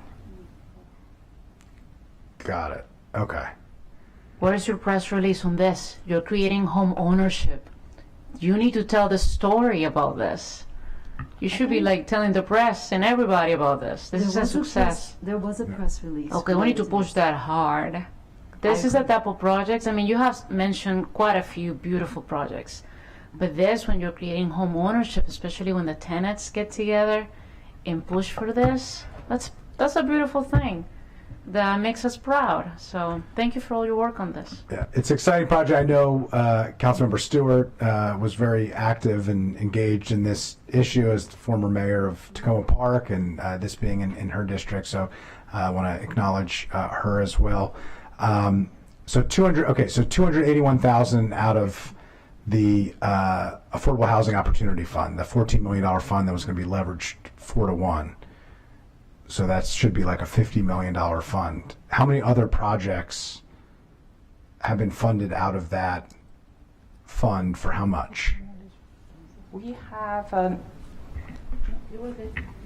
it's another project funded out of the Opportunity Fund, $5 million. I don't have the name here. Do you know what? I will have to get back to you with the project name. I have just the dollar Can you amount. tell us where it is or how many units or something that? Yeah, that project Okay. has total units 87, but 44 of them are affordable units. They have? Is that the one? No, this is Parkside Terrace. Parkside Terrace. Yeah. Got it. Okay, so that was and funded out of then- $5 million. Okay. Yes. And how much of the we- $5 million was county, and how much was CDFI or other completely- resources? Completely out of the Opportunity Fund. And the Opportunity Fund, meaning the Opportunity completely out of the $14 million, so not leveraged at all. The leverage dollar, I would have to check with multifamily staff to get back to you. Yes. Yeah, it would be helpful to know because how that was presented and how it was intended was that that was going to be Leverage. leveraged with CDFI and other outside financing. Right. It's not clear to me how that is working, and so I think it would be helpful for the council to be aware of how these deals are going. Was that $5 million? Is there a reason why the naturally occurring affordable housing fund was utilized versus another source? I mean, I just think it's important for us to know this as we're thinking about the budget and how much resources are needed and what funds are needed and how they're being used. Like, what was the decision in that particular case with the Parkside apartments to use the Affordable Housing Opportunity Fund versus the Preservation and Production Loan Fund, which is the primary vehicle through the HIF? I would check with the staff and then get back to you with that information. Okay, that would Plus be- the leverage, That the would be amount that you're both looking issues for. would be great. Okay. All right. You're gonna need your mic. If you could just hit your button. Thank you. The next project was with Rosaria Communities of Montgomery County. This particular project is a relatively small project. It's an upgrade to a single-family property, and it was designed to be occupied by two developmentally challenged individuals and their caregiver. So we have a really strong, and we did this with Jubilee. Jubilee was a part of it, in providing services to those residents. The funding for this was $320,000, and we closed this particular project in November of last year. So again, this is just, we do all kinds of projects, but our interest and intent to help people who are in need, and it's very difficult for them to find this type of housing anywhere. So, so this is one that we're very And proud certainly of. a crucial need, something that we all support. Where would the $320,000 in funding, what fund would this come out of? That funding is come out of the HIP, Out of the out of HIP. Preservation and Production Loan Fund? The Because we're saying, you said That's earlier that right. pretty The much HIP. everything is in the HIF, so I just want to No, identify which fund within the HIF that we're it's talking a about. HIP operating dollar. Okay. So the Preservation and Production Fund is capital in the HIF, and what you're referencing is the operating funds within the HIF. Yeah. Okay. I will just note, and I have been beating this drum for 4 years, and we are going to get this done before the next 4 years. So help me God. We need to have a much better way of breaking down the funds. It's fine if we want to call everything the HIF, but then when we say where it comes out of, we have to be able to identify a specific fund. Like in this case, there should be a fund to retrofit for aging in place and for people with disabilities. And it should be out of operating dollars if that's the most appropriate way to do it, and it should fund projects up to $500,000. And when somebody asks me, what does the county do for individuals in our community with significant needs who are facing these challenges, and how does it partner with local organizations, I can say, here's the program, here's the amount of money that has been expended, here's how much we appropriated this year, here's how many projects we do. And we don't have that. now, and it makes it extremely difficult for all of us. So it's just another example. It's a great project. I'm thrilled that you're doing it. It obviously is serving a huge community need. I'd like to see us do even more of these, smaller projects to help people with disabilities be able to live dignified lives. It's an important need, but we need to be able to hold ourselves accountable to knowing where the money is and how much it costs, and then make choices in the budget, right? I mean, $320,000 for one unit is very expensive. I mean, that's a huge cost for not creating a new unit, but it's a huge need, and there are reasons for those costs, and so we need to be able to make that case and make those funding decisions. I just wanted to note that, but thank you. Next slide. Next slide. This slide relates to the Randolph Road redevelopment project, which recently had sort of a groundbreaking not long ago that many folks were at. This is in conjunction with HHC Incorporated and Habitat for Humanity. Yeah, I think it's AHC, just. AHC. Yeah. Sorry about that. No problem. It's on Randolph Road. And this site will have 168 units of affordable apartments and 27 home ownership units. And we're looking at serving households with AMIs of 30 to 70%. So I think we're really familiar with this one. I appreciate it. We were both at the groundbreaking, both hugely supportive of this. This was a major element of the Veersmill Corridor Master Plan, one that my colleague also in her prior role played a significant role at the Planning Commission, and one that was actually my first master plan at this body. And this particular site was a key area that we focused on as part of a broader goal for no net loss of affordable housing. I will just note, because this is a major issue and something that gets talked about a lot, that no net loss is important, very important. But if it's not tied with net gain, then it doesn't accomplish its goals. And in fact, just continues down the same challenge that we face with not enough housing to meet the needs of our residents. So we need no net loss, but we can't accompany that with no net gain. And for too many people, too often, a strategy that is focused exclusively on no net loss is also code word for no net gain. And that doesn't work. So no net loss is important, but only if you're building lots and lots of new housing also. Because most of the no net loss of market rate affordable housing was new luxury units that were built 20 and 30 and 40 and 50 and 60 and 70 and 80 years ago that allow you all and allow the right of first refusals, that allow the nonprofit community and Housing Opportunities Commission that we talked about earlier today. And this is a good example of it. This is a county-owned property that we leveraged land that we were able to put into the deal and use state funding and use county funding and use all kinds of resources, leveraging with AHC and with Habitat for Humanity to build what is going to be a preeminent affordable housing community with additional services for residents that includes home ownership, that accomplishes many of the goals that we all talk about. But it requires new production of new housing. It requires, a lot of public subsidy, including a huge amount of public land and a lot of cash on top of that from taxpayers in order to make this happen, which is important. But we have to be, I think, honest about how expensive and how, complex a deal like this is.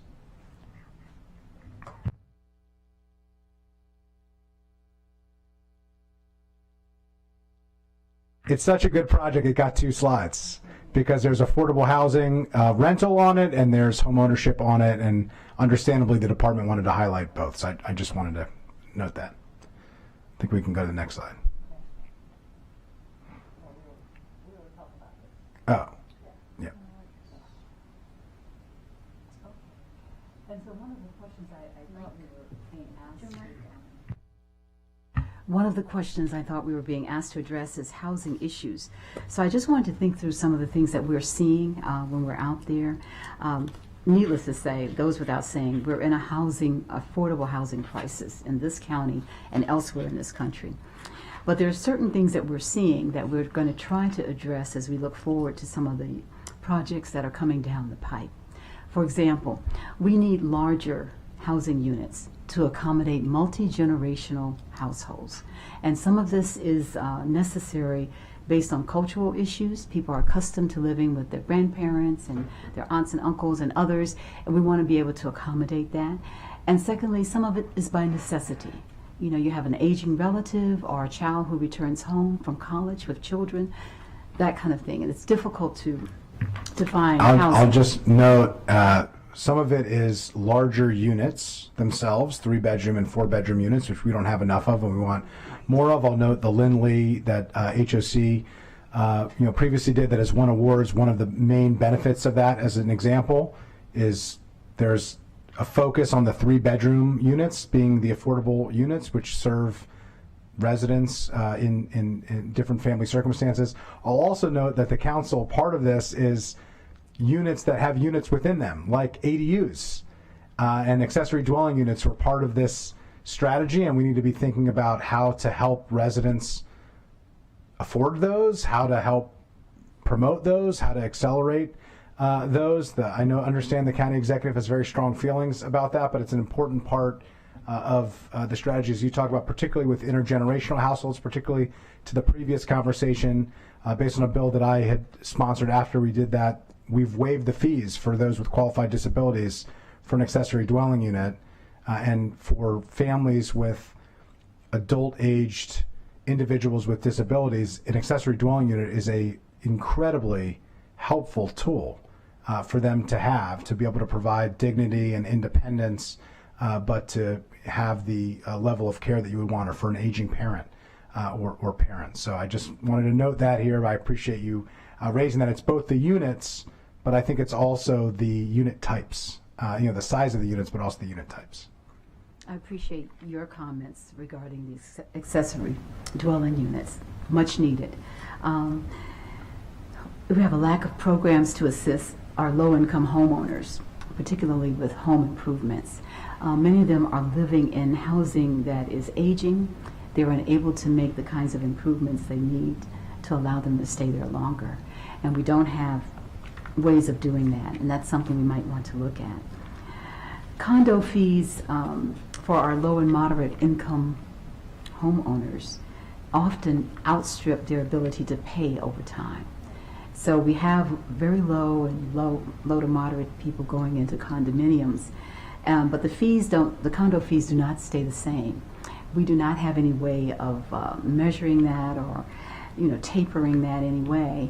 But after it goes up over a few years, they often find it's unaffordable and they can no longer stay there. And I just want to add to that, one of the challenges in condo fees that we're seeing, and I think we've largely addressed the condo fee dynamic in the MPDU program and come up with a system. It may not be perfect, but we have come up with a way to address that issue. But in senior housing, which is a little bit different, senior rental housing, the fees outstrip the ability to handle this in a significant way as well. And it's one of the emerging areas that I think we're really going to have to think about as we have an aging population, particularly in certain parts of the county. The need for services with housing is going to increase, particularly for aging adults. And so I think it's going to be another area where we're going to have to really be serious about how we address these issues, because realistically the MPDU program is not set up to handle fees that can be as much or close to as much as the underlying housing cost.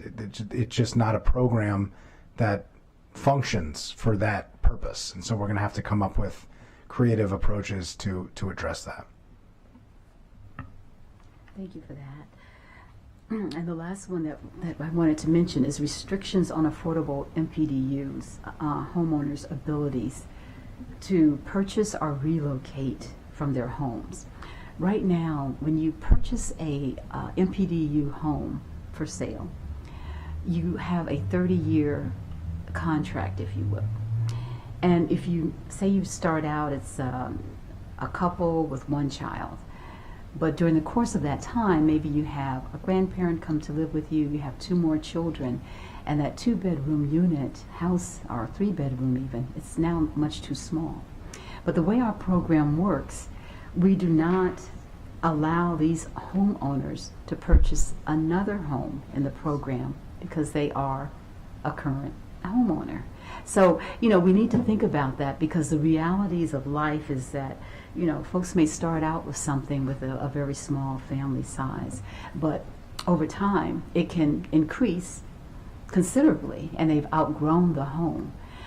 They can sell it, but they really won't make as much money on it, and most people are not incented, if you will, to sell. So they try to stay in those homes, even though they're much too small.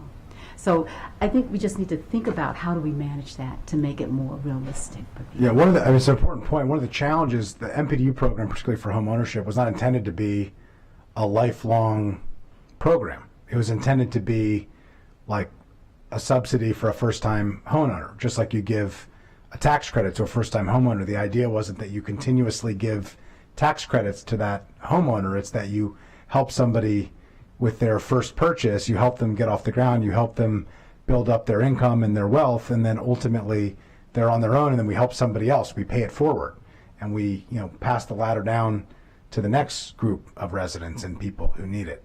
The challenge that we have is we have such significant housing issues that the same person that we provided some help to still needs a lot more help as they move through the process.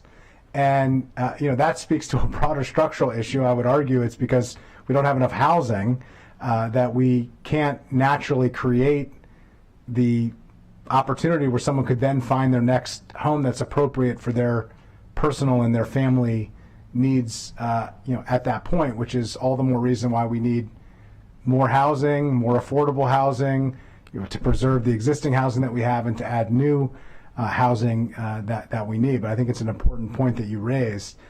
To me, it's a symptom of the broader disease, which is that we just have not kept up with our housing needs for many decades. No, I agree completely. So a question for you, the one program that I don't think we talked about at all, CDBG really doesn't talk about that much, but that's a specific program, federally funded. Don't know that we need to get into it here, but I think it's important that you brought it up as one of the tools in the toolkit that you have, which is good. But the one that we didn't really talk about at all is the pilot bill, which I think is important. Just as a reminder, the prior council, led by legislation that I had put forward with Councilmember Reamer, we provided non-discretionary pilots to eligible nonprofits, mirroring what we had provided to Housing Opportunities Commission. That was a challenge and a problem. There was an issue. We addressed the issue with HOC that was not needed and required to have legislation for. In order to do that for other providers, we needed legislation, and painstaking effort over many more years than I would like to admit. We did finally get that across the finish line. It now provides non-discretionary, I will say that again, a payment in lieu of taxes, which for those who are following is a tax abatement, a forgiveness of your property tax bill in order to provide a certain level of affordability. The idea of that was to provide an extra layer of predictability to our affordable housing providers so that they could then secure other financing, and to take a little bit of the strain off of the Housing Initiative Fund in the end, and to take them out of that Byzantine process, Mr. Bruton, that you talked about before, or at least to give them a head start before they began the Byzantine process, because the likelihood that just a payment in lieu of taxes and abatement of property taxes would allow us to get a project completed is unlikely. I mean, it might happen every now and then, but it's unlikely in and of itself. But it's one of the elements of that capital stack to make a deal happen. So just wondering if you could give us an update on how that is working, how many people have come to you and how many organizations have come to you with pilot requests, how many that you have granted, and how long that process takes. I'll give you an overview. I can't give you, I'll have to Sure. circle back. I'd like to talk to the staff to get more details. Yeah, if you could talk to staff and get us answers to those specific questions, it would be helpful, but I'd love to hear the overview that you have for us today. What I'll say is this. We call it the buy right pilot, payment in lieu of taxes.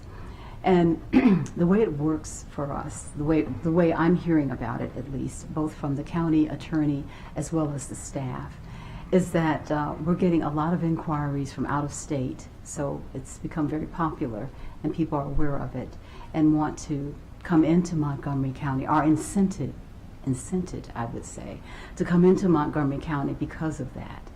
But the way it works, from my understanding, is that if you want to get this pilot, you have to be eligible under the state rules related to the pilot. And initially, the multifamily group and the county attorneys will review your application for it. And they will ask for you as a developer to get an opinion letter from your own lawyer, who then goes through all the rules related to the pilot to determine if you as a developer are in fact eligible. Are you qualified for this? And so that's one of the stipulations that people now need to go through. And then once our team goes through it and either say yay or nay, or they have some questions, they pass it on to finance and their lawyers, the finance department. And I may not have the correct name, but because I'm relatively new, so I lose track of the name of the different departments. But their lawyers will look at it and determine if in fact they qualify. Here's my concern. This was a program that was put forward in statute that is intended to be non-discretionary and to make the process much quicker, to add predictability at the beginning of the process. And what you just outlined is a series of lawyers in one department who then send it over to lawyers in another department, who then require them to talk to their lawyers, who then come back and the lawyers then have a conversation. It doesn't feel like the intention of the program is being fulfilled. And I just want to put that out there and note that we've heard a number of concerns in the community for affordable housing providers who don't feel as if this program is being executed as they would have expected based on the conversations that the council had when they approved it. And I just hope that you will take that back and really think through that, because I am aware of this new stipulation related to what might be an affidavit or some other, lawyer-involved process to stipulate that you follow state law. And the reality is, whether it's a non-discretionary pilot or a discretionary pilot or a by right pilot, as you have called it, or not, everybody has always had to follow the state law. Of course we would expect to follow the state law, but if we have put up new processes to add additional layers of Byzantine process or bureaucracy to a program that was specifically designed to make this process better, to make it easier, to make it more predictable, it's concerning. And it's particularly concerning, and I'm not suggesting this, but the county executive and the executive branch raised significant objections during this process. And against those objections, the council approved the bill. It is the law, it is required, and we would expect that there not be processes put in place in order to express objections in alternative ways. And so I'm noting that, I'm noting the perception that is out there, and I think we need to address that, and it's new, so I'm giving some room here to fix the challenges that maybe are just about setting up a new process, but I want to be very clear that this process was set up to be faster, to be more efficient, to be more predictable. It was not set up for one department's lawyers to have a meeting with another department's lawyers to then go through and have them have their lawyers put forward a certain affidavit and have to go through additional hoops. It was supposed to eliminate the hoops, and it seems that this process has added hoops, and that to me is not appropriate. So I just want to note that. Thank you for those comments. I'm not aware of how it was used or how it was handled in the past. So I didn't know the standard operating procedures. So I'm, becoming aware of it, becoming acquainted with it. And I will go back to the staff as well as the county attorneys to see what's different from how we used to do this. What's different now? And what are there some things that we can change to make it more, to facilitate the deals rather than causing. I appreciate that. If you can come back to us and let us know, that would be very helpful. Certainly. This is very important because it's a key part of the tool in working with nonprofit developers in order to address our housing needs. And it's the law. It's required. It's non-discretionary. It's by right, and we need to treat our partners like partners. And it feels like, for whatever reason, this process has not started off in the way that it should, and there's a lot of room for improvement. I just wanted to reiterate, since there's a lot of new people here, of what the history was on this, because there is some sensitivity based on that history to what could just be completely innocent operational challenges of setting up a new program which has hiccups. And so I just want to give the benefit of the doubt. I want to state the concerns and the challenges and provide an opportunity for those to be fixed. And I have faith that you're going to go back and in good faith try to address the issues, and appreciate the fact that you have taken that into consideration. All right. Anything else that you wanted to share with us that you haven't? This was a very robust presentation. I appreciate it. I think we've given you a lot of takeaways here. I just, unless there's anything from staff, I just want to note, there's a lot of changes, a lot of new personnel, some who've been here for quite some time, which we appreciate, and look forward to continuing to work together. This does need to be a partnership. It needs to be a partnership between the executive branch and the council, between county government and Housing Opportunities Commission, between our affordable housing providers and our for-profit housing providers who also provide a lot of affordable housing too. And there's a lot of room and opportunity here to improve the process, to be more transparent and a lot more accountable than we have. I know we've talked about it a lot here, but I'm looking forward to implementing it. I will note there's a lot of takeaways here. One of the things I'd like to do is come back in July and get an update to the pipeline and the deals, and kind of see the progression. And I think it would be helpful if we set up a standing quarterly quick update. Hopefully it doesn't have to be an hour-and-a-half conversation, but just a quick update of, here's what it looks like. Staff can include what the last quarter was. We can kind of see how this is progressing, and as we move forward, I think we'll have better tools to show the different programs and how those programs are being expended. And I think it will help us to prepare, both for you to prepare and for us to prepare for the budget process, for the asks that we're going to have. I don't want to run into the situation that we have previously, where we essentially wait until the budget and it feels like there's a lot of commotion going on and somewhat smoke and mirrors of what funds go from what places and what the needs are and what the commitments are. If we do this on a more orderly quarterly basis, I think we'll be in a better position to have no surprises as we head into the budget. We should all kind of know, what's available, what the needs are, where we're headed. We can be a lot more thoughtful in terms of our budgetary and policy-making authority. So I appreciate it. With that, I think we are adjourned here, and really appreciate everybody's time and consideration. Thank you.